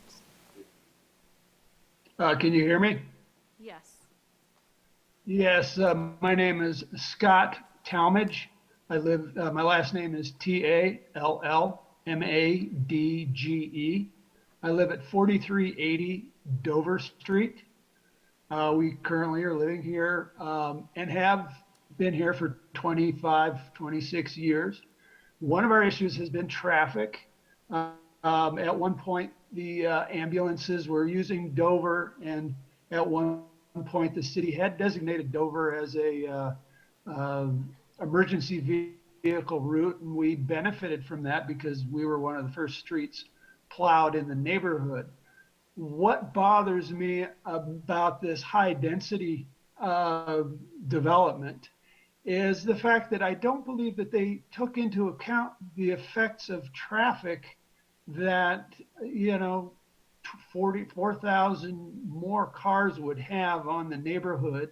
Everybody likes to think that we'll be using intermodal transport and all that, but let's face it, we're Americans. We're all going to be driving our cars. It's not going to change that quickly. I don't think that traffic studies were taken into account. I also am on the same lateral with Mr. Leatherwood, and that is a small concern for us. I'd also like to echo the comments of the person about Rocky Mountain, the Rocky Mountain ditch. It's an amenity possibly only if it has water. Let's not forget, this is water that's owned by the Coors Company. They're a profit-motivated entity who may just as well sell that water to somebody else if the price is right. There's no guarantee that the ditch will be this attractive amenity as well. The point of all this is that I think a lot of this was rushed. It was done in a vacuum with minimal, despite the assurances of MIG, participation by members in the neighborhood. I don't think there's a reason to rush this. There is ample time between now and when Lutheran finally moves and they need to sell that property. Waiting a while to see what the letter of intent between Lutheran and Intermountain brings up, I think is sound advice. There's no sense in rushing this process. Thank you. Thank you, Mr. Tomage. Tammy? So I think Mr. Finley's wife is wanting to speak. I do. Yes, need- that's- Okay, I do need your name, the spelling of your last name, and your address, please. Haley Finley, Haley Findlay. We live at 3375 Dudley Street. Okay, thank you. I will make this quick because I know we've spoken, but I had a few details I wanted to get out there.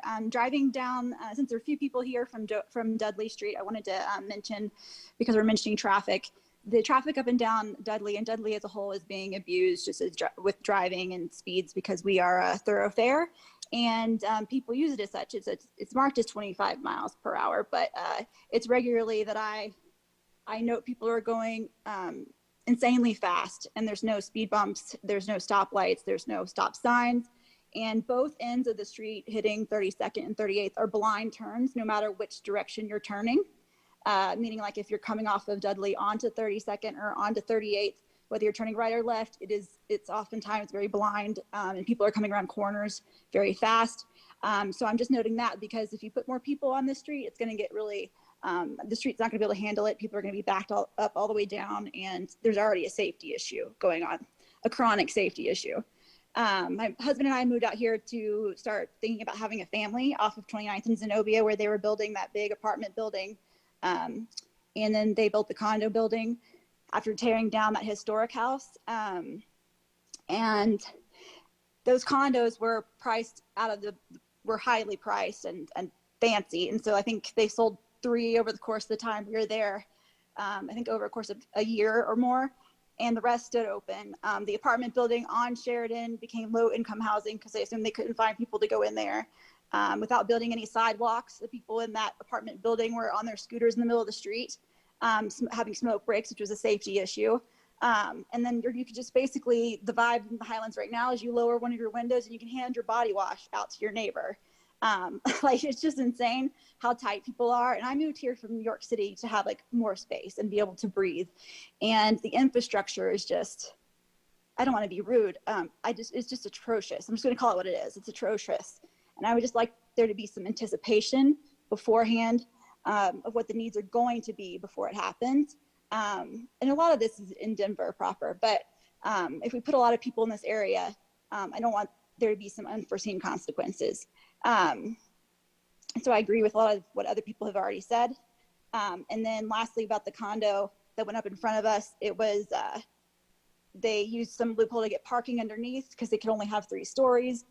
Each story was just 15 feet tall. So they got around that, and then the parking went in below all 3 of those stories. So it ended up being actually like to you and everybody else around it, like a 5-story building. And that was what I was trying to mention about, like the developers calling it low density. You know, there needs to be more constraints on that too, because I just don't trust that what we call it is what it will actually feel like, and our quality of life will really be impacted more than is anticipated by this plan. Thank you for your time. Thank you, Ms. Findlay. Tammy?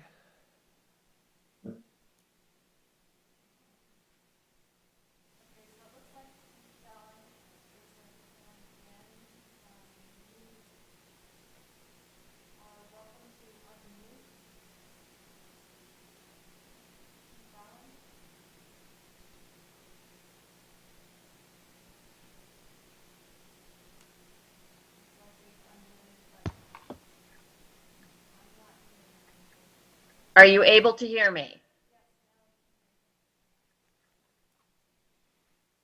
This is Tamara Phelan. Are you able to hear me? Yes, we can hear you. Hello? Are Yes, you we able can- to hear me now? Yes, we can hear you. Yes. Someone's nodding yes. Thank you very much. My name is Tamara Phelan. I live at 4205 Dover Street in Wheat Ridge.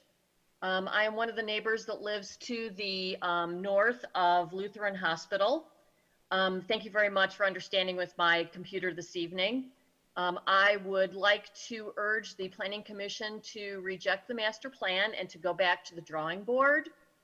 I participated in the first campus tour on May 1st, as well as the surveys that took place. At the time of the first tour, I did urge and submitted written comments saying that this area needs to be more single-family homes. What has been planned, and really the three plans that you presented, which I commented on all of them, is far too high density for this particular neighborhood. You're trying to put too much density in a residential neighborhood.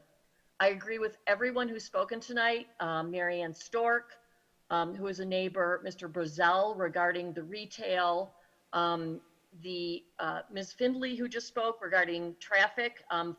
Dover Street is already a through street. It's a feeder street up to the hospital, and we get lots of traffic, which will also become worse when we do Wadsworth. Bottom line is, if there were to be development on this property, I would like to see single-family homes, something for seniors, patio homes, etc. And I just urge the Planning Commission to reject the master plan and to urge people to go back, listen more to the citizens of the city of Wheat Ridge. Thank you very much. Thank you, Ms. Phelan. Tammy?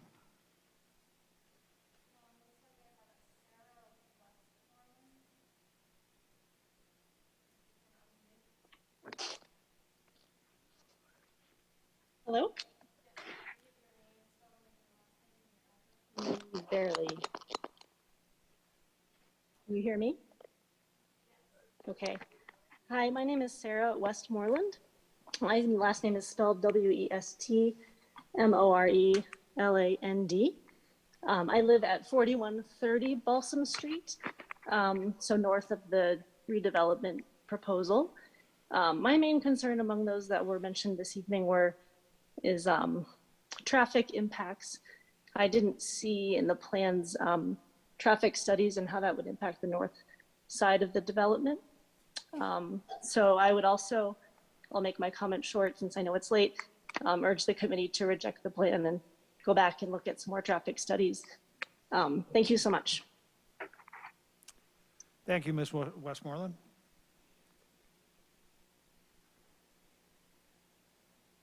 Is there anyone else online that would like to speak? Please raise your hand.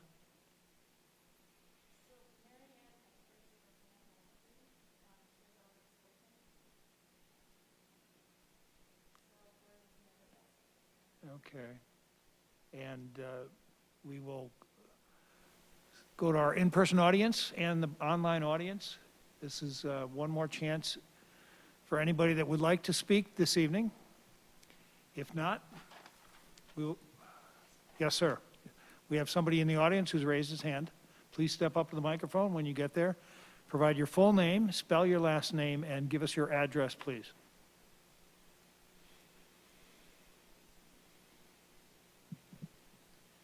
My name is Richard Scofflin, S-K-A-F-L-E-N. I live at 7235 West 28th Avenue. My concern has been mentioned by some others, traffic, but to me, the impact of traffic, the concern is Wheat Ridge High School and Wheat Ridge Middle School. They're on each end of that development to the east and to the west. You drive down 32nd when Wheat Ridge High School is getting out, that traffic backs up to the east, I swear sometimes almost to Wadsworth. My point is all those vehicles and all those children, that really needs to be considered. And, you know, when you're in high school and you got into a car, you didn't know what slow was. So I think there's a real concern there for safety. And there are not a huge number, but there are definitely kids that walk along the side of 32nd and 38th. And I shop a lot of Safeway at 38th and Wadsworth, and you've got a safety lane there before you get to Wadsworth with a flashing light. I've watched so many people run that thing and the light right going into Safeway at the same time. I just think there is a really potential danger there. How do you protect the children? Thank you. Thank you, Mr. Scofflin. And we will ask one more time, give everybody a chance, anybody that would like to speak that hasn't spoken tonight. If there's no one else, Tammy, okay, we will close the public forum at this point. And next, we will poll our commissioners for questions and comments. And then I think after we have a vote, we will take a short break before we consider our third item this evening. So we'll start with, on this, we'll kind of mix it up. Commissioner Simbai, questions or comments? Thank you, Mr. Chair. Excuse me. This is more for staff, so Mr. Johnstone.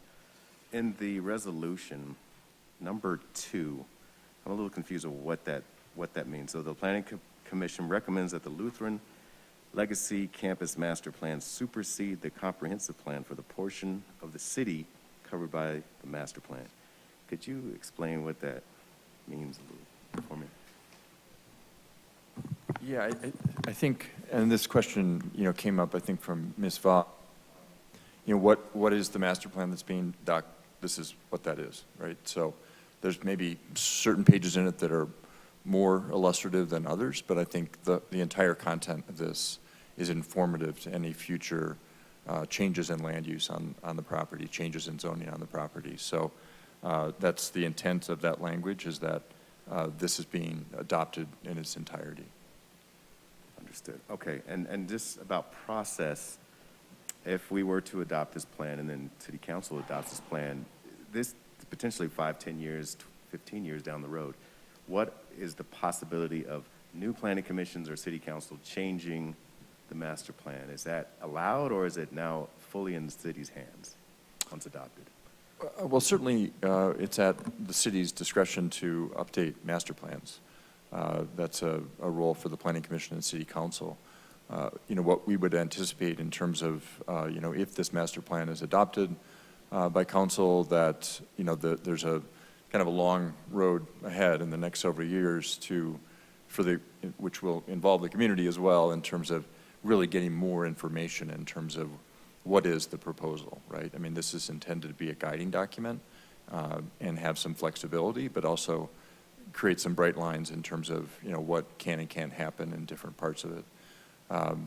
So if that gets memorialized in the future in a zoning document, such as a planned mixed-use district or planned residential district or some combination of those, which is what we'd likely anticipate, that stays in effect with more certainty. It would be atypical, though not impossible, for a city council to come back and change the zoning of a planned development that was very specifically approved, unless they had the consent of the property owner. Thank you. Commissioner Antle?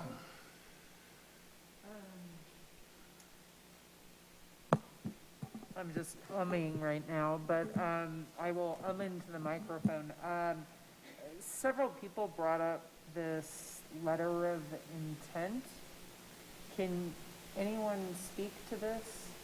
Because it seems like it relates to the timing of this project or approval of this. Might hand that over to Steve, representing SEL Health tonight. Pardon? Oh, great. Yes, so I can answer the question around the LOI. I think as referred to earlier, several weeks ago, we did make public that we entered into a letter of intent to merge with Intermountain Healthcare. They are a healthcare system that is based in Utah. There is a process that we will go through that we'll get to a more what we would call a definitive agreement that says this is how we would merge and operate, and then it will also have to go through regulatory approval by the FTC before that gets approved. So that is a process we're going through. I think is also referred to earlier. It's not appropriate given that we need regulatory approval for me to opine too much on the merger. What I would say is that we do operate in different markets. Intermountain operates in Utah. We operate in Colorado and Montana primarily, and this will not change the status of our project in terms of building the new hospital at Clear Creek. So, and I'm not sure if you can even really answer this, but I guess maybe some people are thinking that something like a merger could potentially impact, maybe Intermountain West has a future interest in doing something with this property, or does none of that get impacted by again, the I think merger? that would be highly unlikely that the new entity would look at the property any differently, given that we are committed to the new hospital at Clear Creek.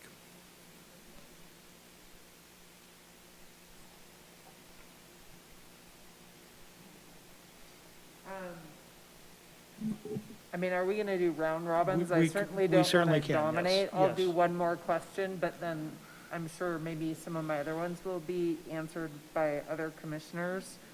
I just want to be clear with the master plan that the development framework that is outlined here that recommends potential densities. If we approve this master plan, we would be in fact recommending those different numbers of acres for the different types of densities as part of approval of this. That sounded clunky, but hopefully you understood. Yeah, I don't think it was clunky. Generally, yes, but I would say that anytime we adopt a comprehensive plan, it's to be understood that those are not absolutes, right? They're not zoning, right. Right. So, the lines are not absolutes. They're very important, don't get me wrong, but if you have ever had occasion to read the language on how you use the structure plan, which is one of the pages in the actual comprehend that we'll be amending through this process if it's approved, it specifically says that the structure plan is an advisory document and it's not to be looked at as a parcel by parcel land use map. So there's some inherent flexibility in any comprehensive plan, but certainly the numbers in here are at the same time meaningful. Thank you, Ken. We'd ask that the audience members not speak, so you're sort of disturbing our conversation here. We do appreciate your attendance, but we'd ask that you remain quiet. Thank you. Was there something else, Commissioner Antal? I'll hold my Okay. questions for now. Thank you. Commissioner Ohm? Thank you. The first question I have is there a criteria with the Rocky Mountain ditch in regards to it being open, or could it possibly be buried? I don't know. I mean, I think different ditch companies have different opinions of the pros and cons of those sorts of options. So and I have no knowledge of kind of the hydrology of whether that would make sense, but so I can't really answer that question. Okay, thank you.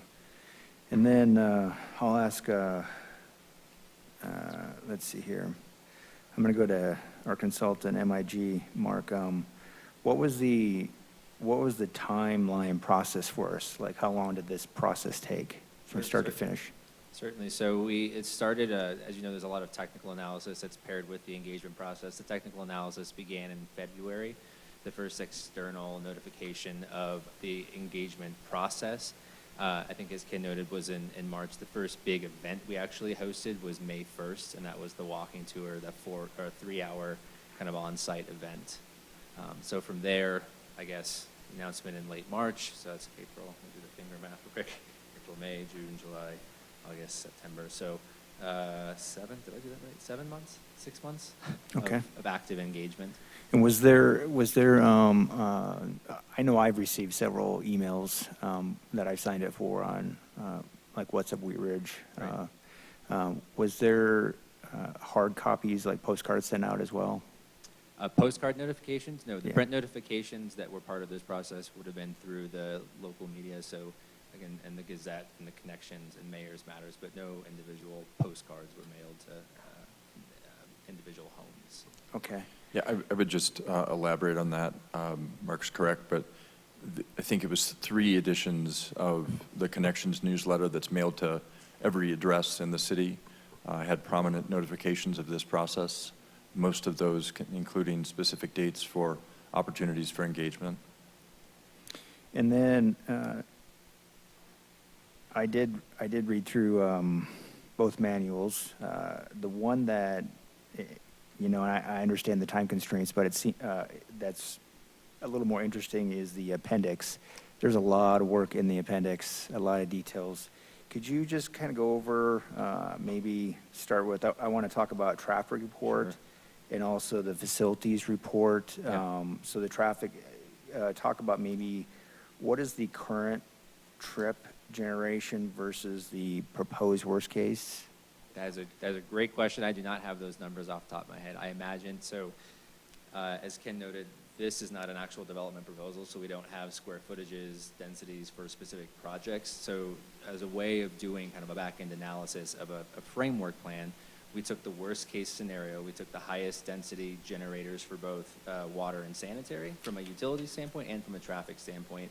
And then we started cascading that. So after we got through the highest density or highest intense use, we moved down to the next one and so forth as we moved out to the edge of the campus to figure out, okay, worst case or the highest density use, what is that? In that scenario, the trip generation was, I'd say, I think it was 7% higher than the current one today. Hospitals being very high trip generators as an existing use.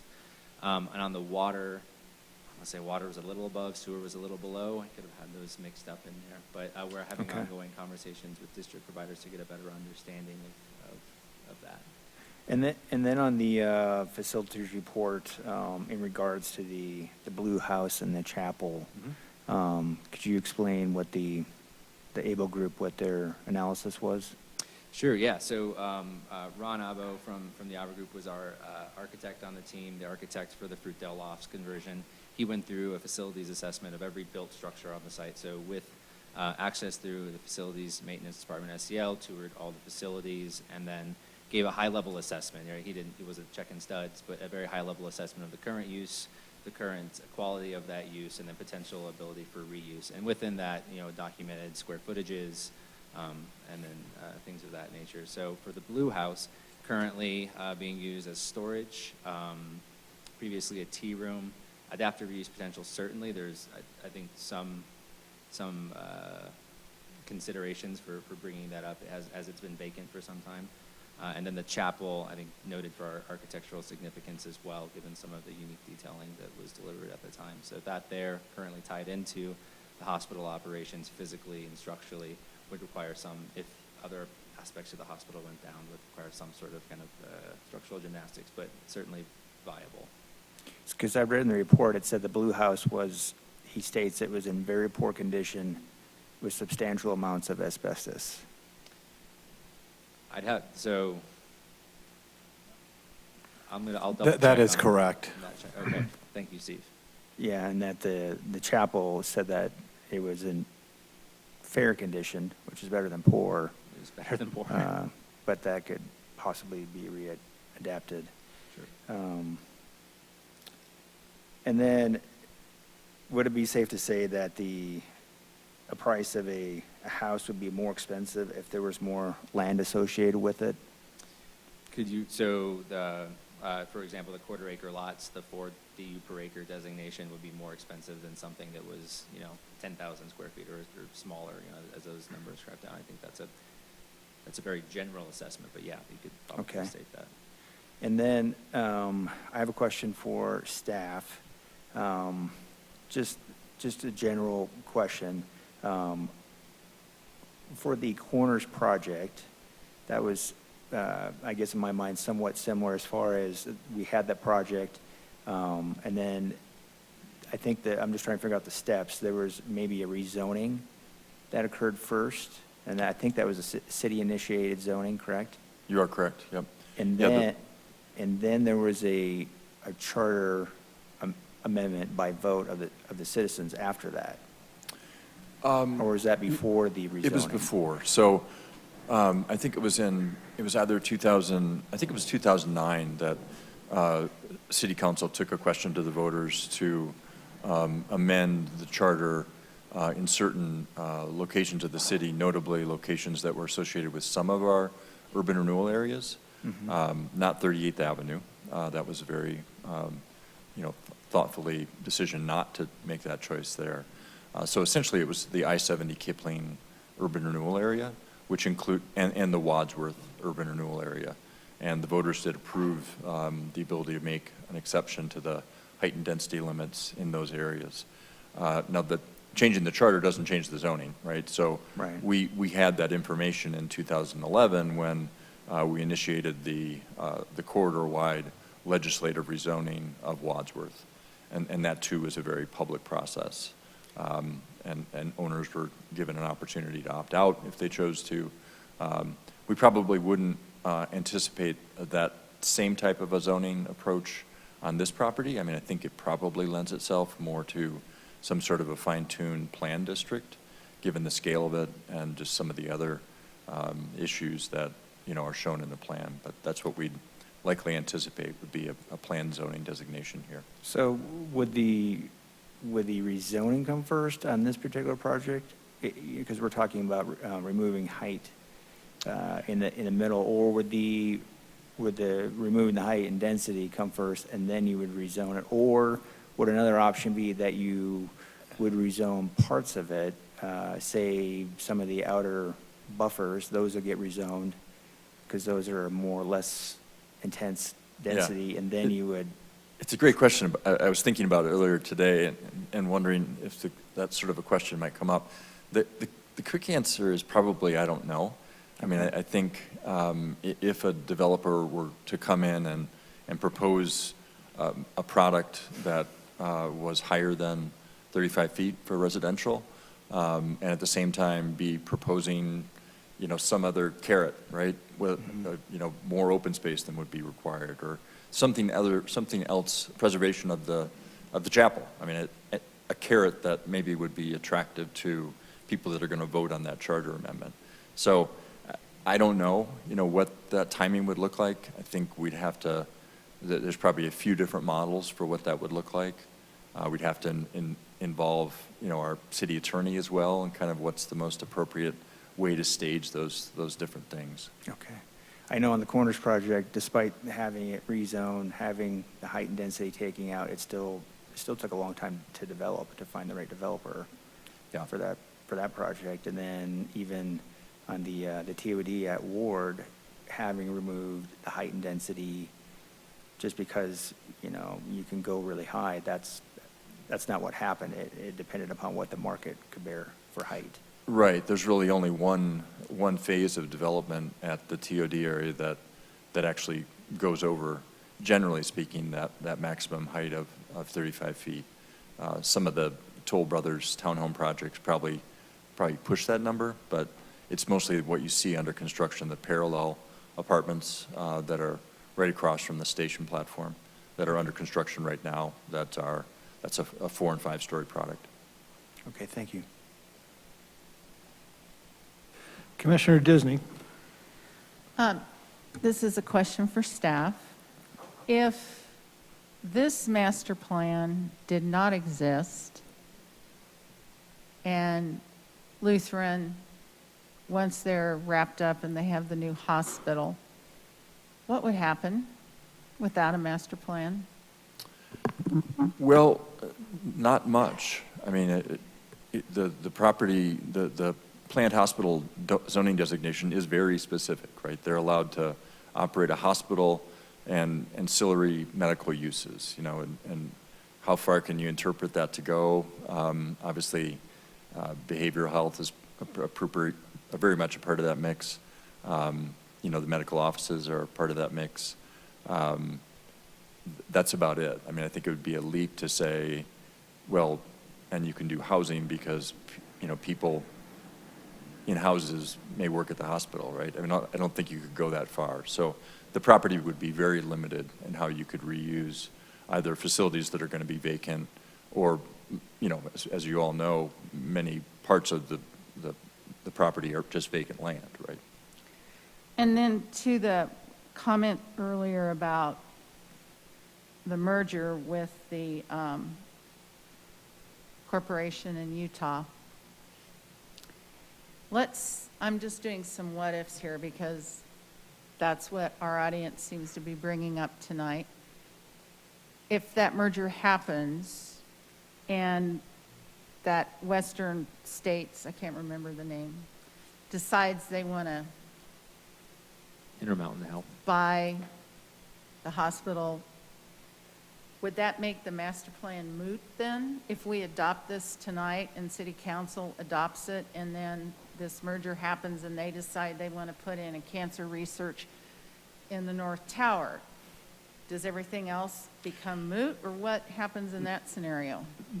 No, not at all. I mean, I think, you know, some creative ideas came up tonight, right, about, and I don't know the healthcare industry, so I won't attempt to opine on them specifically, but, you know, would this master plan preclude them from bringing in a cool science, you know, research and development user, you know, on the campus in one of the existing buildings or in a new building? No, it wouldn't. You know, we sometimes, you know, with all due respect, call those kind of the unicorns, right? We have people that have made a lot of very specific recommendations of this is what I want it to be. It's like, if it's that, great. And that would be the same thing with the R&D center for medicine in some way. But we can't, you know, be that specific and prescriptive in a master planning document that becomes just very limiting for what may or may not happen. And then one last question. I, having been involved in processes in this city before where we try to get input from citizens, there is always a complaint that you never did enough.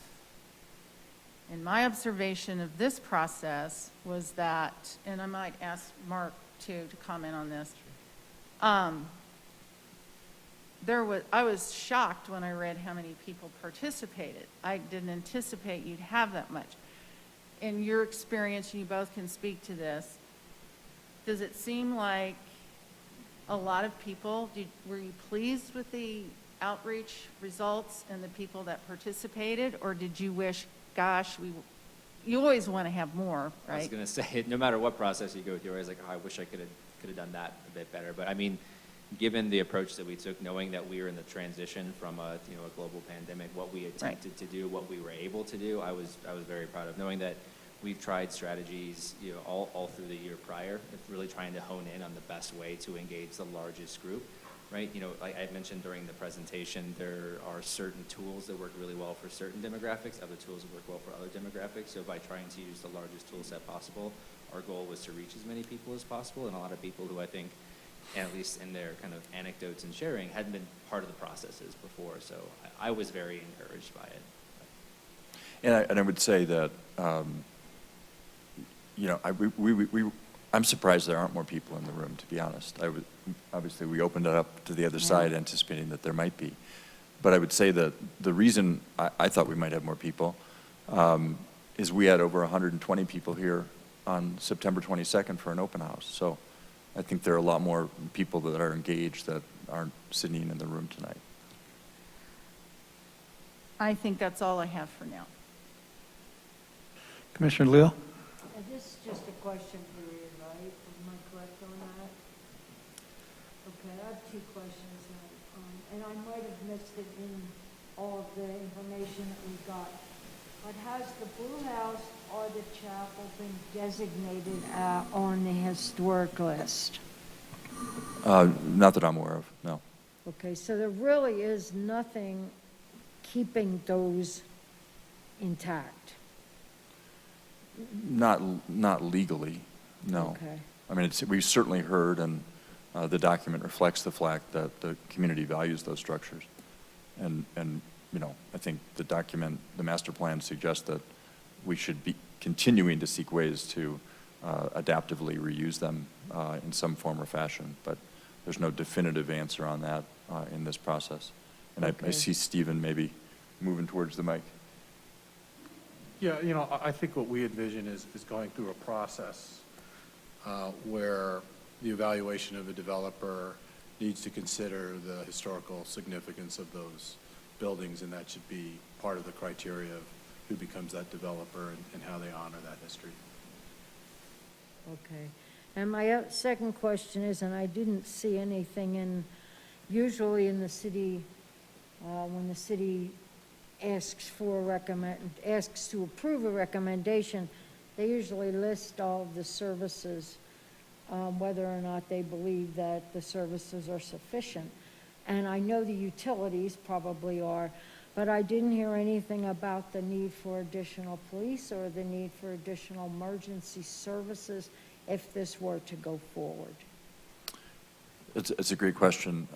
We didn't, we typically, you'll definitely see that comment on like a rezoning application to make sure that you're not, rezoning it as you did, or you recommended on a rezoning earlier tonight in a manner that won't be supported by all those important utilities, whether it be fire, police, or utilities. As Mark has discussed at a high level, we've done that analysis at a high level for the core issues that we identified through the master plan, which were traffic, water, and sewer. And we think that at this high level, there's adequate capacity in all those regards. Your question regarding police, we haven't had that specific discussion. I mean, I would say this, that the police, we are anticipating the addition of new police with the development of Clear Creek Crossing, which is where, the hospital and other development is going. So in the budget that's being adopted for 2022, I think there are two, don't quote me because I could be wrong on that, but I know there's at least one, if not two, new patrol officers that are being approved, if it gets approved, coming up here at the October public hearing. And I would say that there's a fairly high police presence on the existing campus, so I'm not sure that there'd necessarily be a need for additional officers to address the new development, just to the extent that they already are devoting officers to this property, and we're adding new officers for their new campus. So there'll be that kind of capacity, if you will. Well, yeah, the only reason I ask is because when the density and you have more people, you're going to have more problems. And I mean, that would be a significant consideration, more than two officers. Yeah. So it's not a small corner project. It's a huge project. Yep. So. Okay, those are the only questions I have. They're actually the same size, ironically. Clear Creek Crossing is 100 acres, and this project's 100 acres. Okay, thank you. Commissioner Kearns. I had a question about the Rocky Mountain ditch, and I was wondering if I could talk to Ann Brinkman. You seemed like an expert on it. Okay. I just had a couple of questions for you. You mentioned that you didn't want people waiting in the Rocky Mountain ditch, or you thought it was unsafe? Yeah. Is that allowed? Yes, it would certainly help us hear any response, and we appreciate this. Hi again, Ann Brinkman, B-R-I-N-K-M-A-N. So, yes? So, okay, the Rocky Mountain ditch is a sort of a key piece of this property. Yes. And we're trying to save it. We're trying to keep it park-like, keep the vegetation around it, the big cottonwood trees. I've been advocating for tree preservation as part of this plan. And when you said that it was dangerous, or maybe you didn't want, could you expand on that? So what I said is I didn't want it to become a wading pool. Okay, and so what happens with a wading pool? Yeah. stuff goes in it. Yeah. If you go to the, if you walk the site, you will see on multiple ends, there are traps there to keep stuff from going down, including woody stuff. If you wade in it, people are gonna start putting shopping carts in it. They're gonna start putting crap in there, excuse the French. It is a working water utility. People are using it, as you heard on the phone. They have, there's laterals off of it, people are Yeah. using it, they have the rights to it. And so I'm concerned, even one of the pictures in the plan, I'm concerned about showing the idea of wading through it. First of all, it's dangerous, you don't know what's thrown in there. Second of all, it's not a pool. It's, Yeah. that's why nobody's swimming in Highline Canal. Yeah. They're walking along it, people are walking their dogs or their horses and stuff like that. It's a much bigger canal, obviously, than the ditch, but it's a waterway. Yeah. It's not an amenity. Even though it's nice to walk around, I'm just saying, when you put it in the middle of a park, there's an assumption that you're gonna use it for something. Okay. Does that make sense? Yep. Yeah. Thank you very much. Yeah. I can't answer whether it's gonna be covered or not covered. There's portions of the ditch that are covered. That's the Rocky Mountain Ditch. Mhm. Yep, it's their property. Thanks, Ann. Mark, do you have any thoughts on the Rocky Mountain Ditch? It's a fair point of clarification. A lot of the different precedent imagery that was used throughout the process early on, even tonight, showed various forms of nature play, which had some water elements part of that. That wasn't necessarily saying that the ditch was a water amenity. I think the idea of it being an amenity is that it's been an open space corridor with trails along it and preserved or large kind of vegetation, and that in its core could still serve moving forward. There's certainly concerns that would need to be addressed in terms of what that interaction or lack thereof, prohibition of interaction with the actual function of the ditch component might be from a physical standpoint, but other types of open space amenity that may include nature play, that may have water elements, might be appropriate elsewhere on site, depending on the appropriate scale and size. So that wasn't intended to say jump in the ditch. That's a good point of clarification, though. Yes. And then my next question is, I think you can answer it as well, Mark, or maybe you, Jay, is talk about the public process a little bit. I'm a neighbor. This project is right in my backyard too. Initially, I had the pit of despair in my stomach that I said, oh, change, right? More people.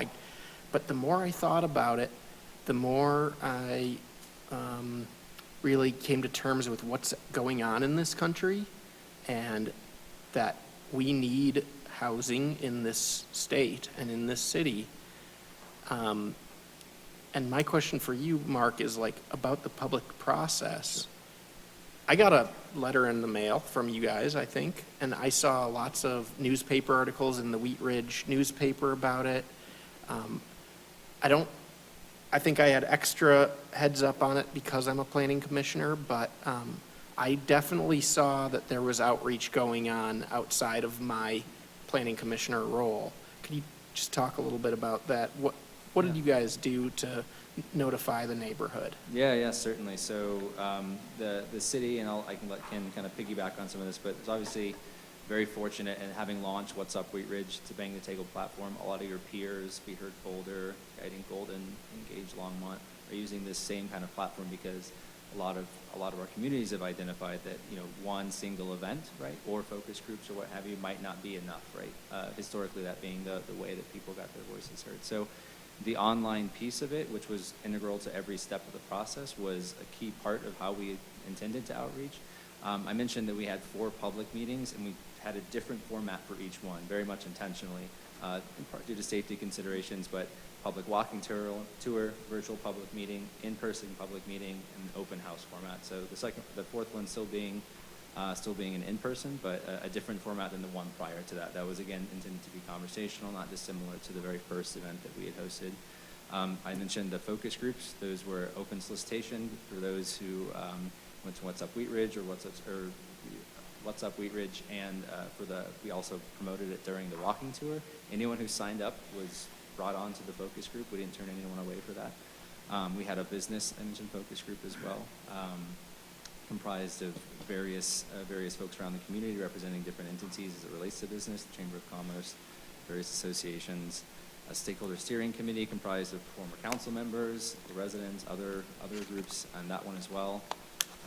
It was just the hydra of, right? So just so many heads to the engagement. It was maybe not as traditional its approach, because we didn't say, hey, every single public meeting we have open comment session, write comments down, come over. We tried as many strategies as possible to ensure that folks who had historically not had their voices heard had an opportunity to do so.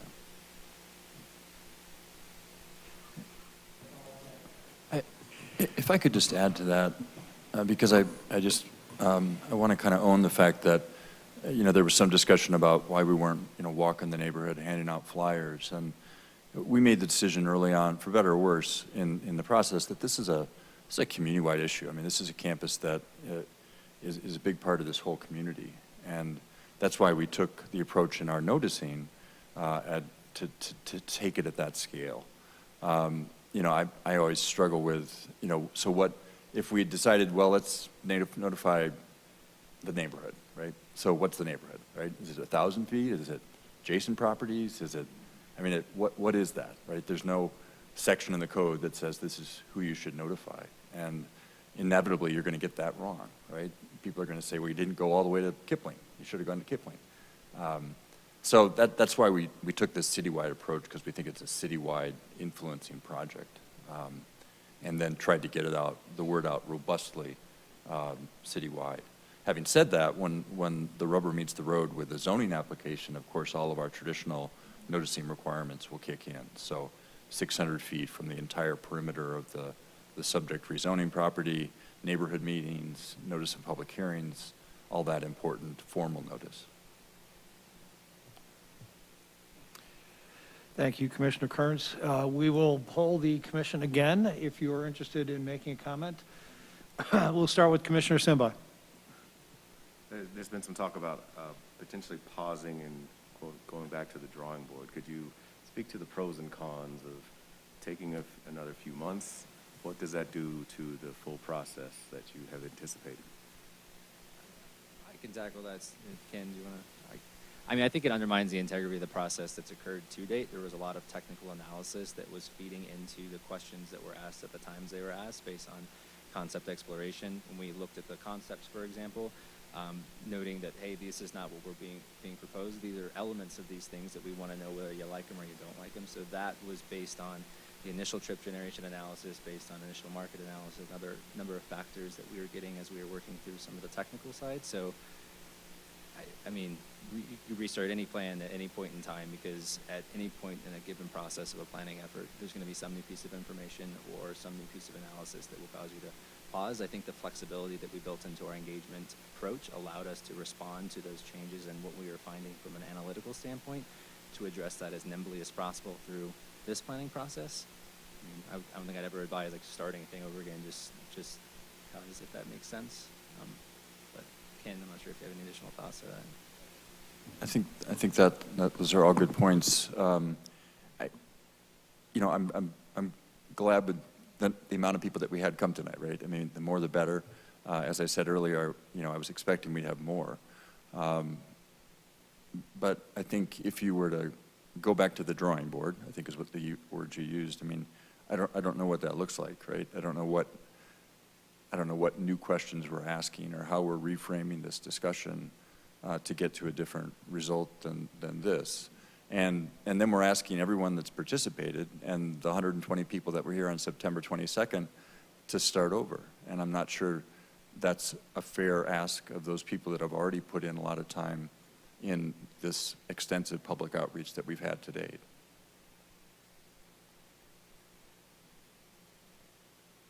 Steve, do you have any additional comments at all on the idea? Yeah, I don't know that I could say anything else other than when we talked to Ken and his team, we committed to this process because it was what we thought was a public, inclusive, and transparent process, and I think that has been our best intention to do that.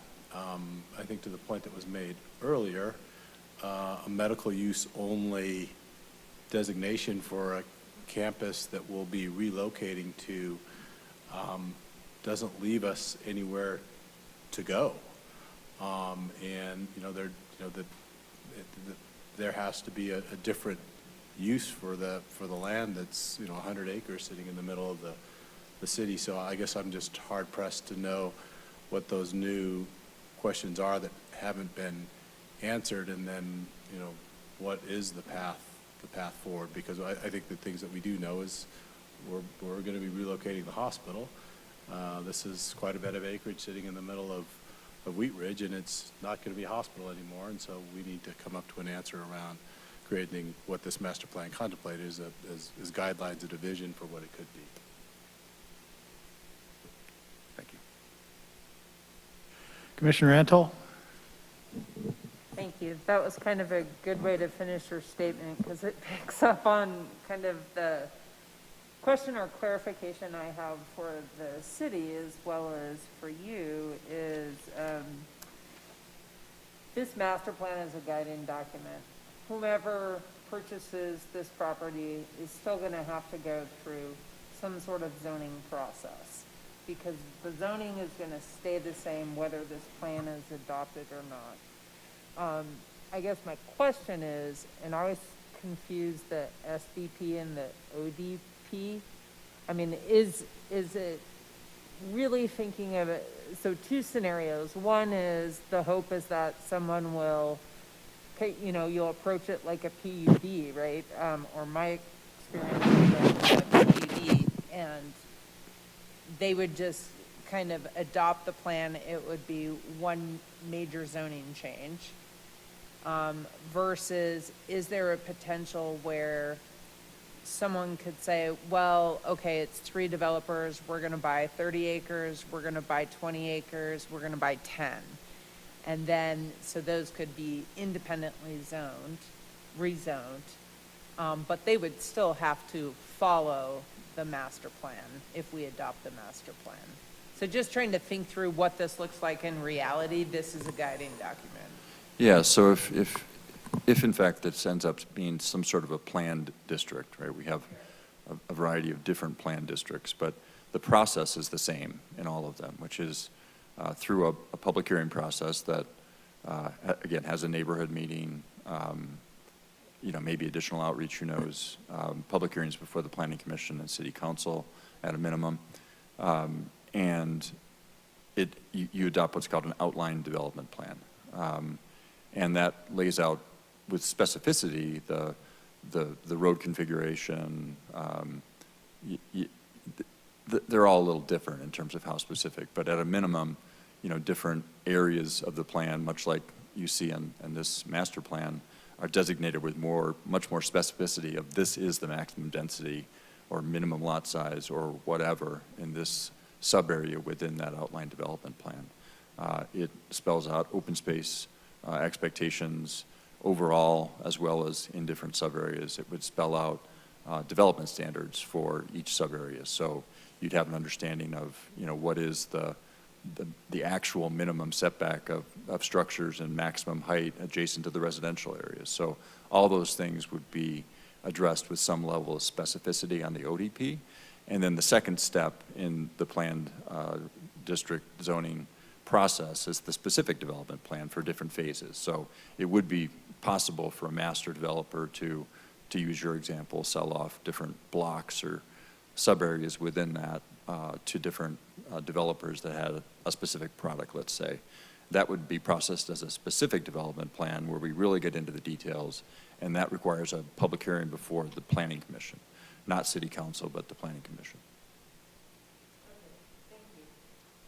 Commissioner Ohm. The only, a question and a comment. One question is the, okay, now I can see. Is the appendix, is that something that's available to the public, or is that just internal to the Planning Commission, City Council staff? I don't know if we've posted that on the... I think I saw it, yeah, it's on. It was all together. Okay. Wheat Ridge Speaks as part of that. Okay. because there's a lot of, I know we're generally looking at the master plan, the big picture, and as I'm looking through this, there's a lot of really good suggestions on, I've experienced, biking up through the hospital on Lutheran Parkway, and somebody asking me like, when does the bus come? Thinking that the bus was going to stop on 32nd, and there's suggestions about having, a kiosk and wayfinding, and reading some of the journals of what Seattle has done for wayfinding. I think this is really kind of on target, and it's a lot more detailed than I kind of would have expected for kind of the master plan. So thank you for that. A lot of good suggestions.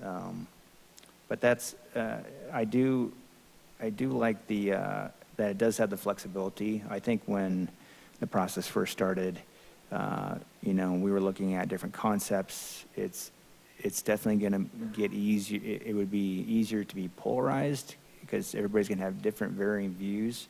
And what this does is this, I understand that was the process that you went through, looking at, concept A, B, and C, but, now this is the master plan, and having it be that master plan is really important. When I look back at, when we first started looking at Clear Creek many years ago, that was a totally different direction than what it is now.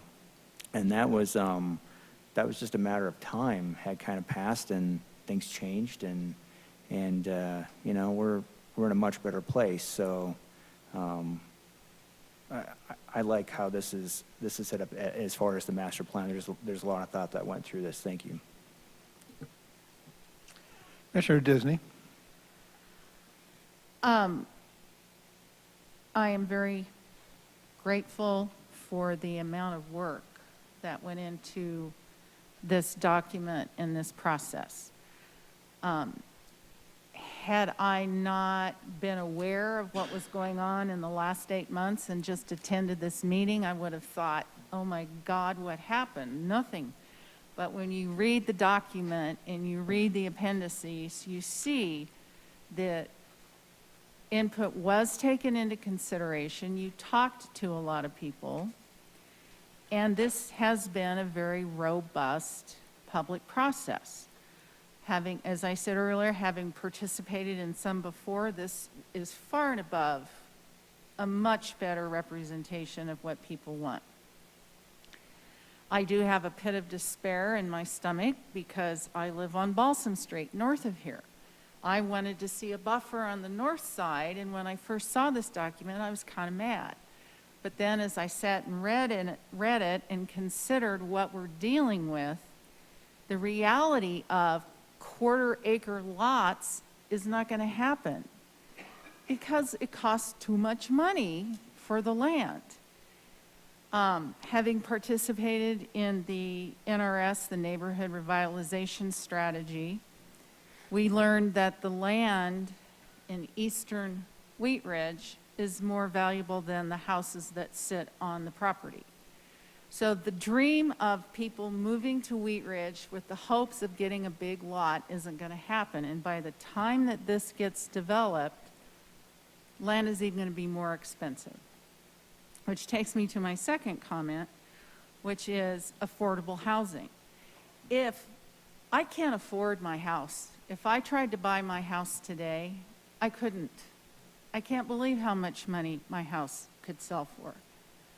Which means that there are a lot of people that would like to live in Wheat Ridge. We shouldn't deny them the opportunity. And we need smaller houses, denser housing for people to be able to afford a home. The American dream of owning a home for a lot of people is out of reach, especially in this community. The people in the audience that have a nice house on a big lot ought to be thrilled, because I just don't know how it's going to be sustainable in the future. So I like, while I don't like density, and I know it's going to make traffic worse, we can't live in a bubble. We may be in the donut hole of the metro area, But we have to accept, sadly, the reality that yes, traffic is going to increase, housing is going to be far more expensive, and we need to be able to provide something for people to have a house or shelter, which this plan will do. I don't understand why we should reject it. There's been so much work put into it at this point. What are we going to learn? We're going to get a handful of more people that don't want this to happen. They think they might get their way. I don't see what that will achieve. I feel like there was plenty of notice in the newspapers, the Gazette, Mayor's Matters, the Transcript, online, Facebook. It went on and on and on for months. If people didn't do it, sorry, I don't know how else to get out. We can't knock on every door. We have limited resources. To the comments about empty mixed-use facilities, we're in the middle of a pandemic. There's restaurants that can't even find people to work. So it's going to be a while before we see those spaces fill in. It's going to probably be a while before retail picks up. That's the sad reality of this point in time. Does that mean that we should not provide for it in the future? No. So I would like to say, while I know I represent the people in District 2, and a lot of those people live in my neighborhood to the north, this is it's the cards we've been dealt. SCL wanted a new hospital, and it was much more feasible for them to move and build a new one than to try to repurpose this one. And so let's do the best we can with what we have. I think this master plan achieves that goal. Commissioner Leal? Yes, I think it was a huge effort, and it's a good start, but I think it's still a work in progress. I don't believe it's ready to be entered as an amendment to the comp plan. The need for health care has been concerning to me from the beginning. We have an increased population, and we're talking about increasing it even larger in Wheat Ridge. And the new hospital is fewer beds, and the health industry, it needs more, not less. And not to address the needs of that loss it's unacceptable at this point. So it is a great project, and density probably will increase and things will happen, but I don't believe at this point we're ready to enter it into the comp plan. Commissioner Carnes?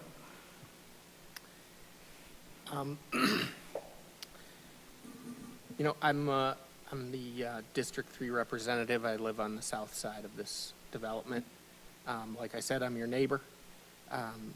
We're a country of about 330 million people, and from what I gather, we're down about 5 million housing units. So that means we have a lot of making up to do. We have to build housing for our citizens here. So I can't in good conscience block or reject a plan for more housing. And I feel like it's what we need. Even if we accept this master plan today, this housing won't even get built for another 4 or 5 years. So for me, I feel like it's my duty to provide more housing in America, and more housing diversity and more housing choice is what we need in this country. I mean, I'm lucky. I was able to slide into Wheat Ridge and buy my house. I'm a homeowner. It would be very easy for me to say, oh, no more high density housing, no more housing units in Wheat Ridge. It all stops with me. I can't do that. Because when I really think about it, and I put myself in the shoes of somebody who's graduating high school or graduating college, maybe they have a student loan, and looking at how much a house costs in America these days, it's scary. It's eye-popping. How could a student graduating college today afford a house? And in 7 years from now, when this development would actually be built, I think it'll be even more expensive. So what do we need? I think we need housing choice, we need housing diversity, and we need housing options. That includes possibly affordable housing options as well. For the historic structures, the plan specifically mentions the Blue House and the chapel, that neither facility is designated on the Historic Places Register, but the plan language reads specifically, both the chapel and the Blue House should be targeted for preservation, rehabilitation, and restoration. I don't think the asbestos issue in the Blue House is a non-starter. I think asbestos can be mitigated. We can still save this beautiful Blue House and preserve it. And on the traffic side of things, I'm a transportation planner. I'm probably one of the only people in this room that's capable of making sense of this traffic report.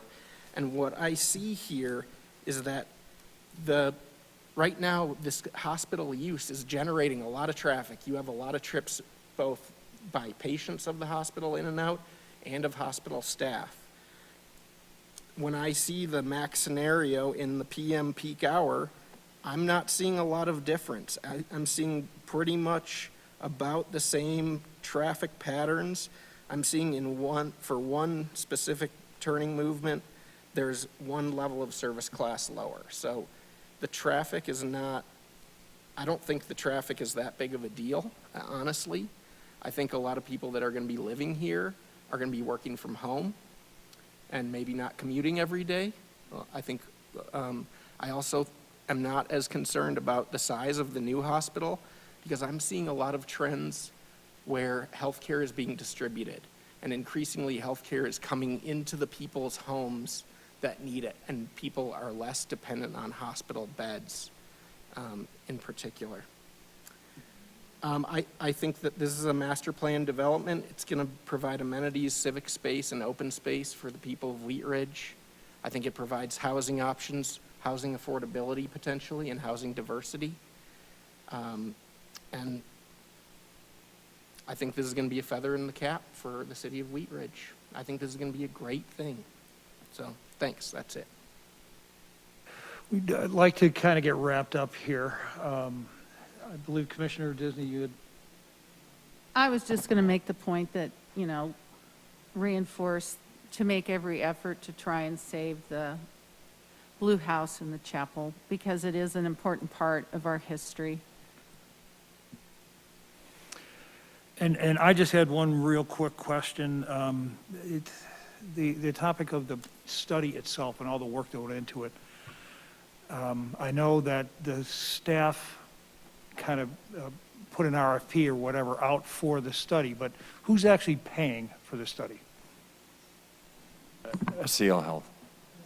The hospital is paying for the study? Yes. Okay, thank you. And at what point does the sort of the protection for the ditch, however it's going to be managed, at what point will that come in? Because right now it's still fairly nebulous in terms of what will happen, to the ditch. It's helpful to hear, some people with some more technical knowledge, bring attention to it. And I think, there's existing protections in place, right? I mean, the ditch fully controls the management of their ditch. We don't. SCL doesn't, right? They do control it. It sounds like, we got some email comments that there may be some opportunities for improving the functionality of some of the laterals. I think that those are the types of things that you can look at when you get into the ODPs, when you get into the SDPs, when you get into the subdivision platting, where you'd be memorializing those easements and potentially modifying them if that makes sense. So there's a lot of other more technical processes that are down the road where we can delve into that with more specificity. And certainly they'd be, a primary referral agency on any kind of a land use application that goes across their ditch property and their easement. Great, thank you. And that was all I had. Most of the questions I had have been asked and already answered. I appreciate it. I would like to move us on to our a motion at this point. We will entertain a motion on the issue.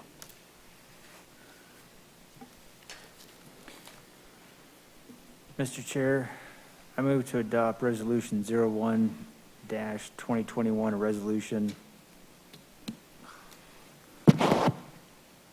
excuse me for a second. Adoption of the updated Lutheran Legacy Campus Master Plan as an amendment to the city's comprehensive plan, Envision Wheat Ridge, and forwarding said recommendation to the Wheat Ridge City Council with exhibits Resolution 01-2021 and Lutheran Legacy Campus Master Plan. Second. Further comment? Let's call for a vote.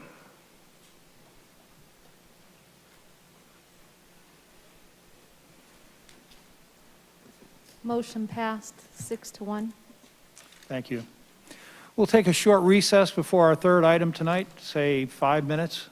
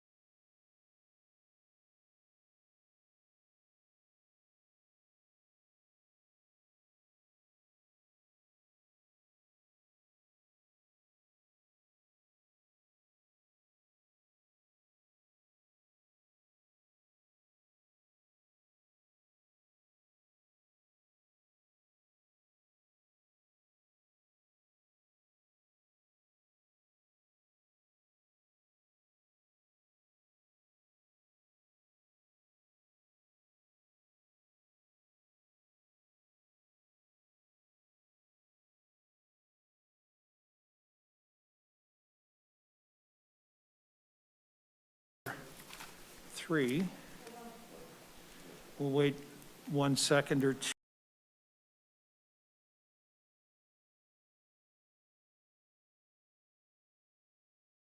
Move on to our final agenda item tonight, public hearing on case number ZOA 2104.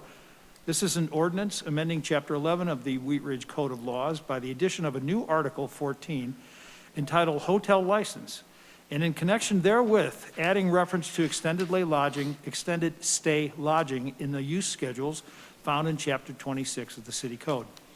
I understand Commissioner Simbai has a statement. Yes, thank you, Mr. Chair. I have a specific and particular interest in this case, and so I need to recuse myself. Thank you. Appreciate you letting us know. We will now hear our report by staff. Commissioner Jahi, are you intending to come back for the close of the meeting, or? He, Okay. yes. Okay. Appreciate that. We'll hear a report by staff, followed by our public forum. Thank you, Mr. Chair. Yes, so we're here tonight to request the Planning Commission's recommendation on an amendment to Chapter 26, making actually fairly minor modifications to the zoning use charts pertaining to hotels, motels, and extended stay lodging. As I think you're all aware, anytime, well, of course you are, there's a proposed amendment to Chapter 26. It does require a formal recommendation from you as the ones who largely enforce the zoning and development requirements to make a Okay.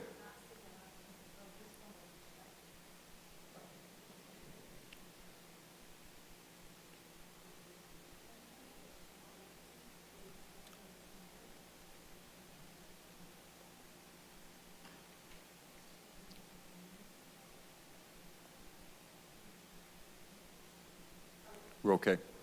Thanks, Tammy.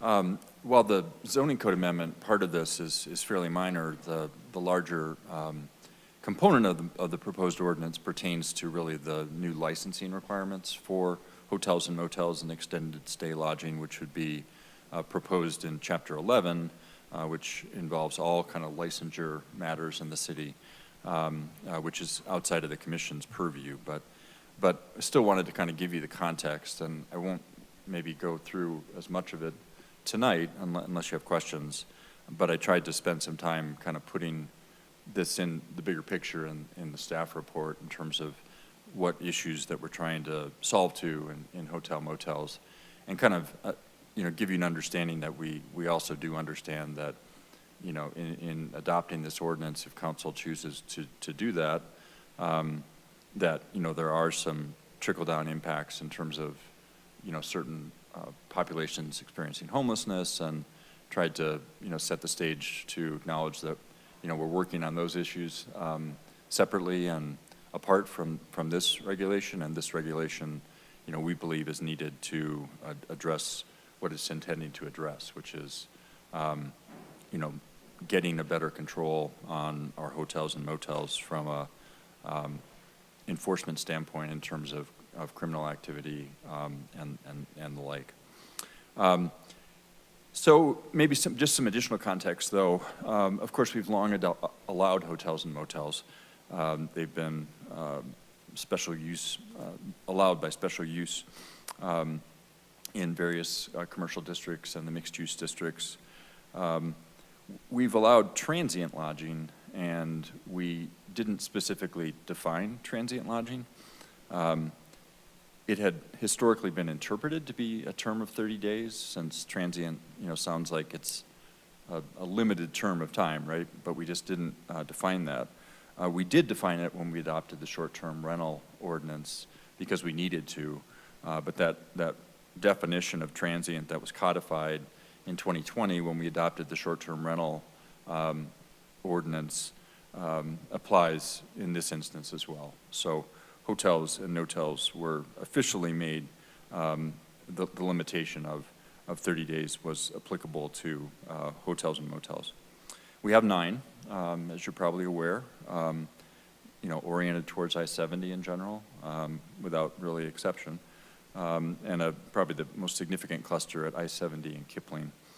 which is, a part of the area where we experience more of those calls for service. So unfortunately, for many years, it's been a fairly long-term trend. These hotel operations have generated a significantly disproportionate number of police calls for service and just criminal activity in general. So because of that, we've really been discussing with City Council for really a number of years, and at a staff level. It's really involved multiple different departments: the police department, city manager's office, admin services, who manages all the licensing, and zoning, mostly pertaining to the kind of extended stay provisions.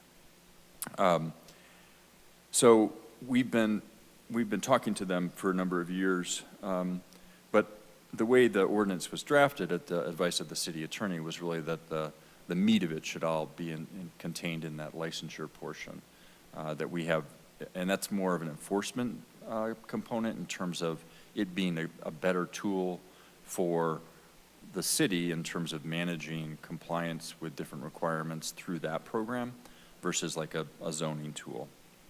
But the corollary part of this that you're looking at tonight is that it defines extended stay hotels, which we haven't previously defined, and they'd be allowed through a special use permit in C1 and C2 to allow for stays of longer than 30 days, provided certain physical and operational characteristics are met. And so that's kind of the framework that we're setting up for extended stay. And again, that's all embedded in Chapter 11. And we did include the whole body of the ordinance in your review so you could see that context. But again, that Chapter 11 isn't really, what you're reviewing. So actually, if this zoning code amendment and were not to be approved, the zoning code component of this, then no existing or future extended stay lodging would be allowed, because it'd be, by definition of transient lodging, you can't stay for longer than 30 days. So we're really trying to create, in a certain sense, a path forward if people want to meet those physical and operational requirements to be able to offer extended stay lodging. They can through this ordinance.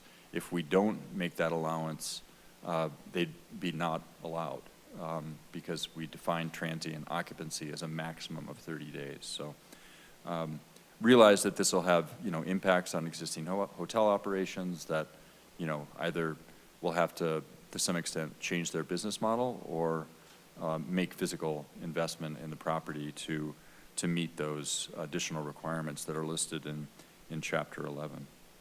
So the zoning code amendment, to cut to the chase, is really very minor.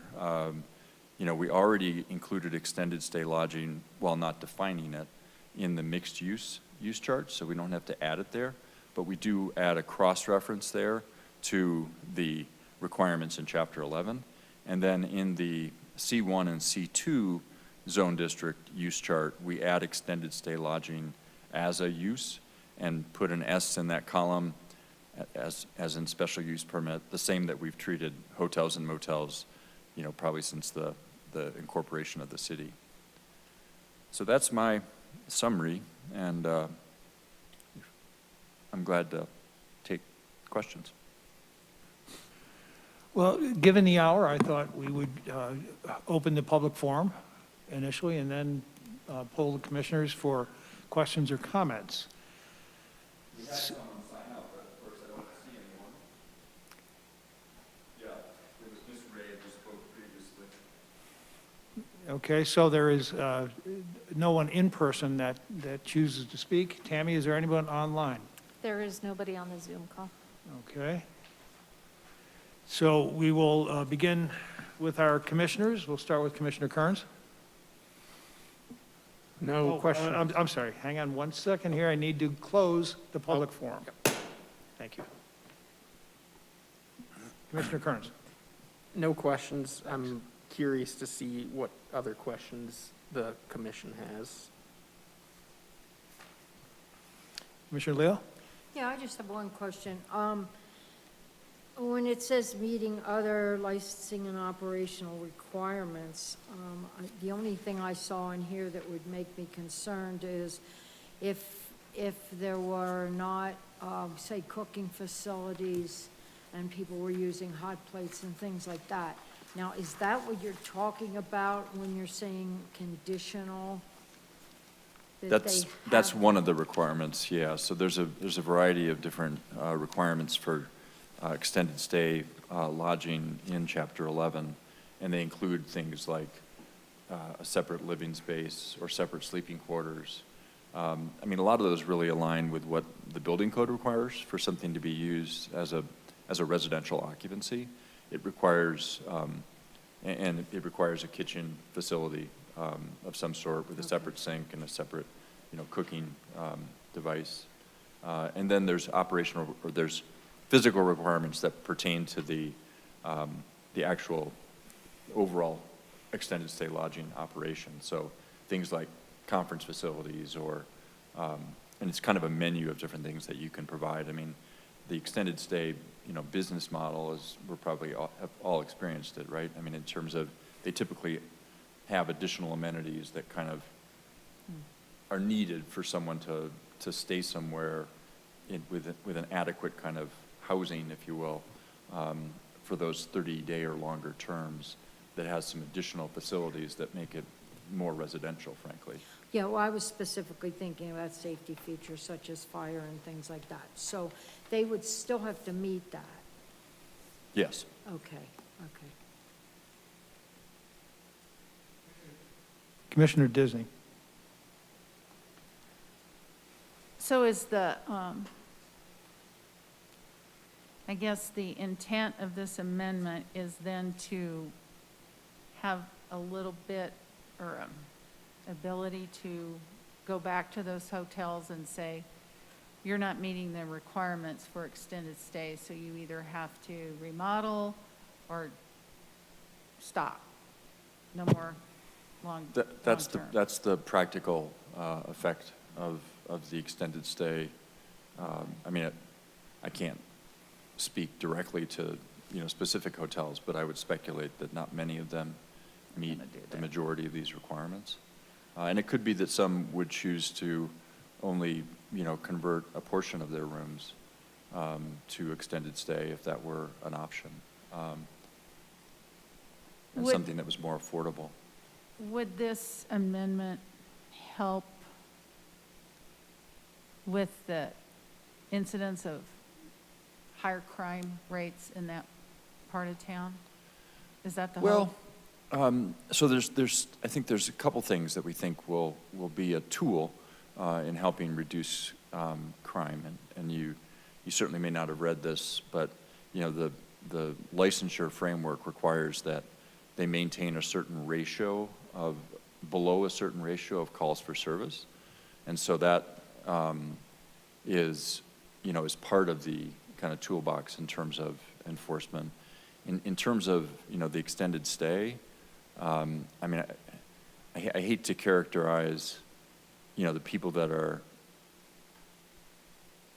staying for longer periods of time as criminals, because certainly that's not, the case. But the bottom line is, in these, there's a correlation between the hotels that are experiencing a higher level of extended stay use without adequate facilities. There's a correlation between that and some of the calls for service and criminal activity.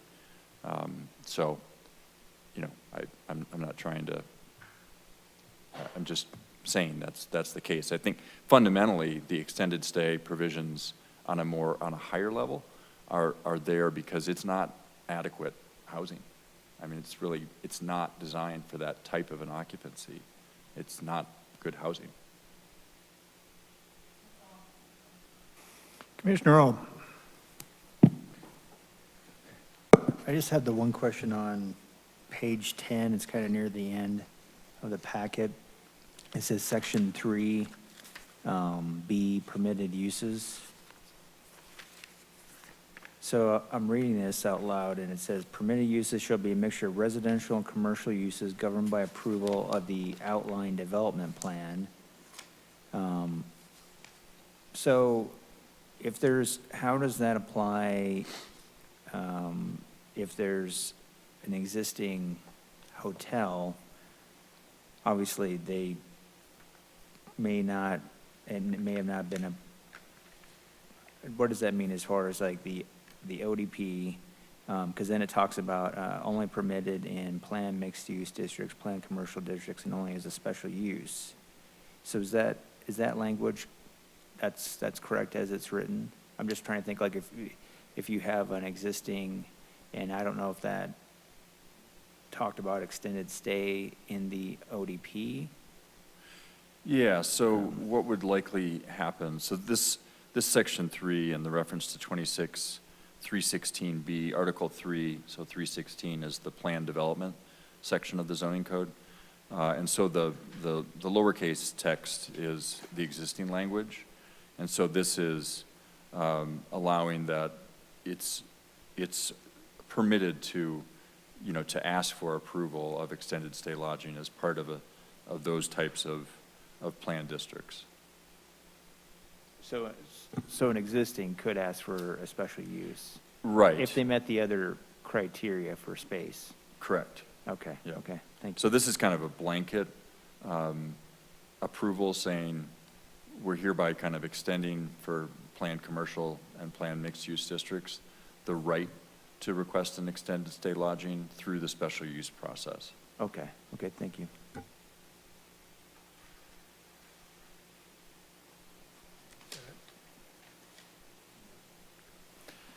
Commissioner Antal?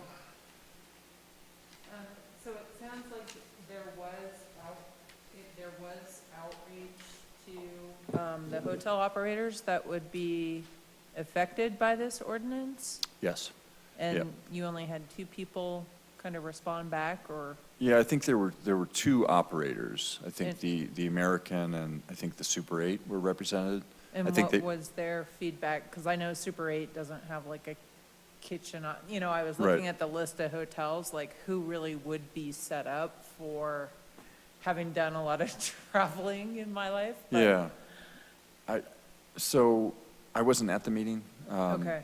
And I've only heard kind of anecdotally about it. I was out of town, but the police chief was there, Division Chief Lorenz was there. I think Patrick, our city manager, was there as well. I think the feedback generally, to paraphrase, was this is going to impact our business model. Mm-hmm. So maybe my question then is, if I'm staying at the hotel for 30 days and I reach my limit, can I just go somewhere else for a day and then just check back in? I'd have to scour the code to give you the reference point, but we think we've added language that makes that not feasible to have that workaround. Okay. I don't have any questions. I know handling these issues is a very delicate issue. I know our purview is only that teeny tiny trimming portion of 26, and a lot of this resides in 11, so thank you. And yeah, that was my question. What we're contemplating tonight is the addition of a chapter or paragraph to section 11. No, so that's not part of the commission's review of this ordinance. So the ordinance, most of the changes in the ordinance are in Chapter 11, licensing. Right. The only changes in Chapter 26 relate to the use chart. So in the case of mixed use, simply the mixed use district series, just simply noting that please refer to Section 11 for additional requirements for extended stay. And so it's just a courtesy reference, really. I mean, it wouldn't even have to be there, but it just makes for an easier read of the ordinance or of the code in general, so that they don't have to search for that. And then the other change to the C1 and the commercial use charts is to add extended stay lodging, which wasn't previously listed in the use chart as a special use, and then also making that same cross-reference to Chapter 11. And the changes then that the Planning Commission is considering are those amendments to section 26. Yep, just the use chart changes. It was all the questions I had. Are there any comments or other questions from the commission?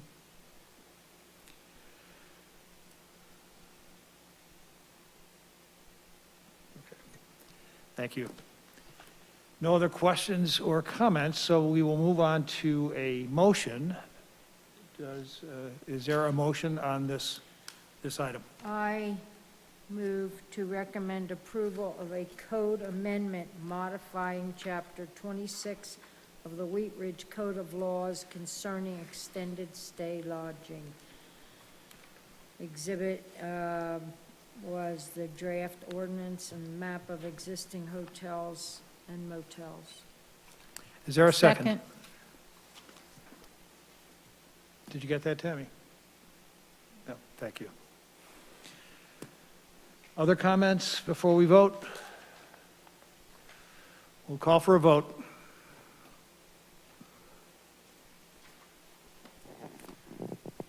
Motion carries 5-1.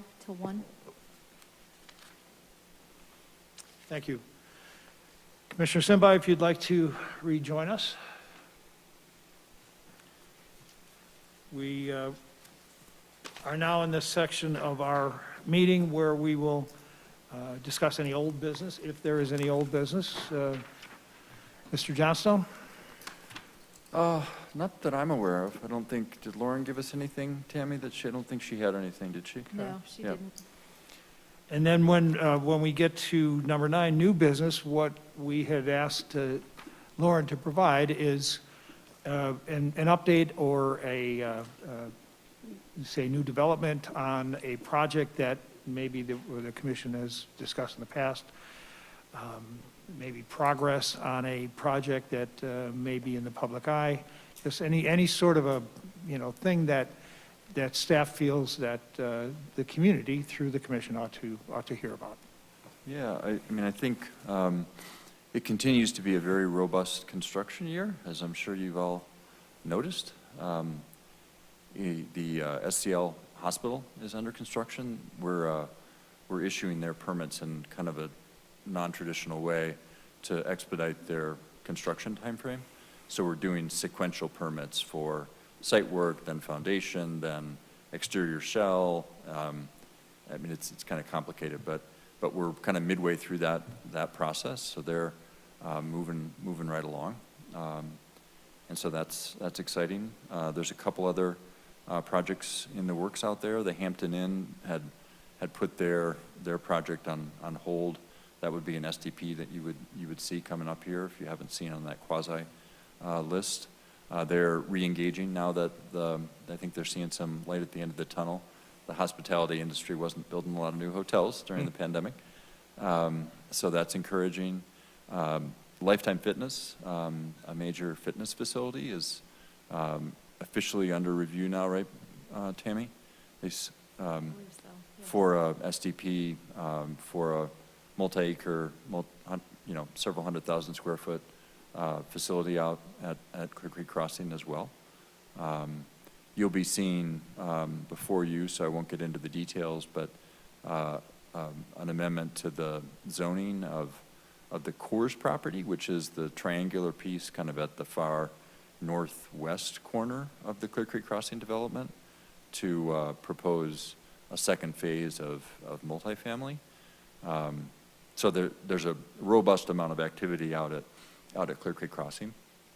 TOD projects seem to be hitting the market really strongly. They've all experienced above projected sales in terms of the Remington product and the Toll Brothers and the Wonderland Homes product that's a little further away up off of, it almost feels like it's part of Arvada up there off of 54th. So those have all been experiencing robust sales. Lots of little infill projects in the works on 38th Avenue, some commercial, some residential.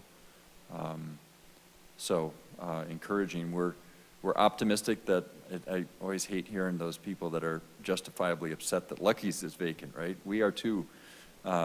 We think we might be getting close on that. Nothing I can announce, but that's moving forward. Yeah. What else? One of the projects I had an interest in is the warehouse next to MedVed. Oh, yeah. For better or worse, I mean, I haven't been by that. I should have gone by that. I did a whole city tour and I skipped that one. It's making good progress, I think, isn't it? It Best you seems can to. tell. I mean, it's hard to tell from the highway. Yeah. As I understand it, they're fully leased. Wow.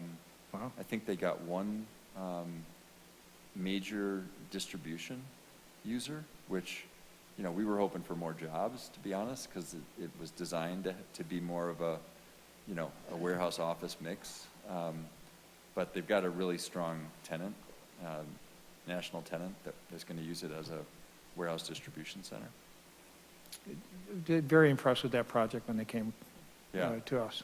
Yeah, And it was hopefully, good use of that property. hopefully we'll see a few more like that. Yeah. Any questions? Wadsworth construction Yeah? project is about to be underway. I'm sorry, which one? The Wadsworth construction Oh. project. I believe there's a public hearing or a public open house sort of thing coming I up? know, yeah, I haven't, it transitioned from our engineering division to the construction team in Public Works, so I haven't been quite as in the weeds, but we're going to have a robust kind of ongoing public information effort with that. I mean, we actually have hired a specific person to do just that as Very part of the good. project. That will certainly help. Yeah. Any other queries from the commission in terms of what's going on in Wheat Ridge? I didn't ask. Is there a second? Second. Let's call for a vote.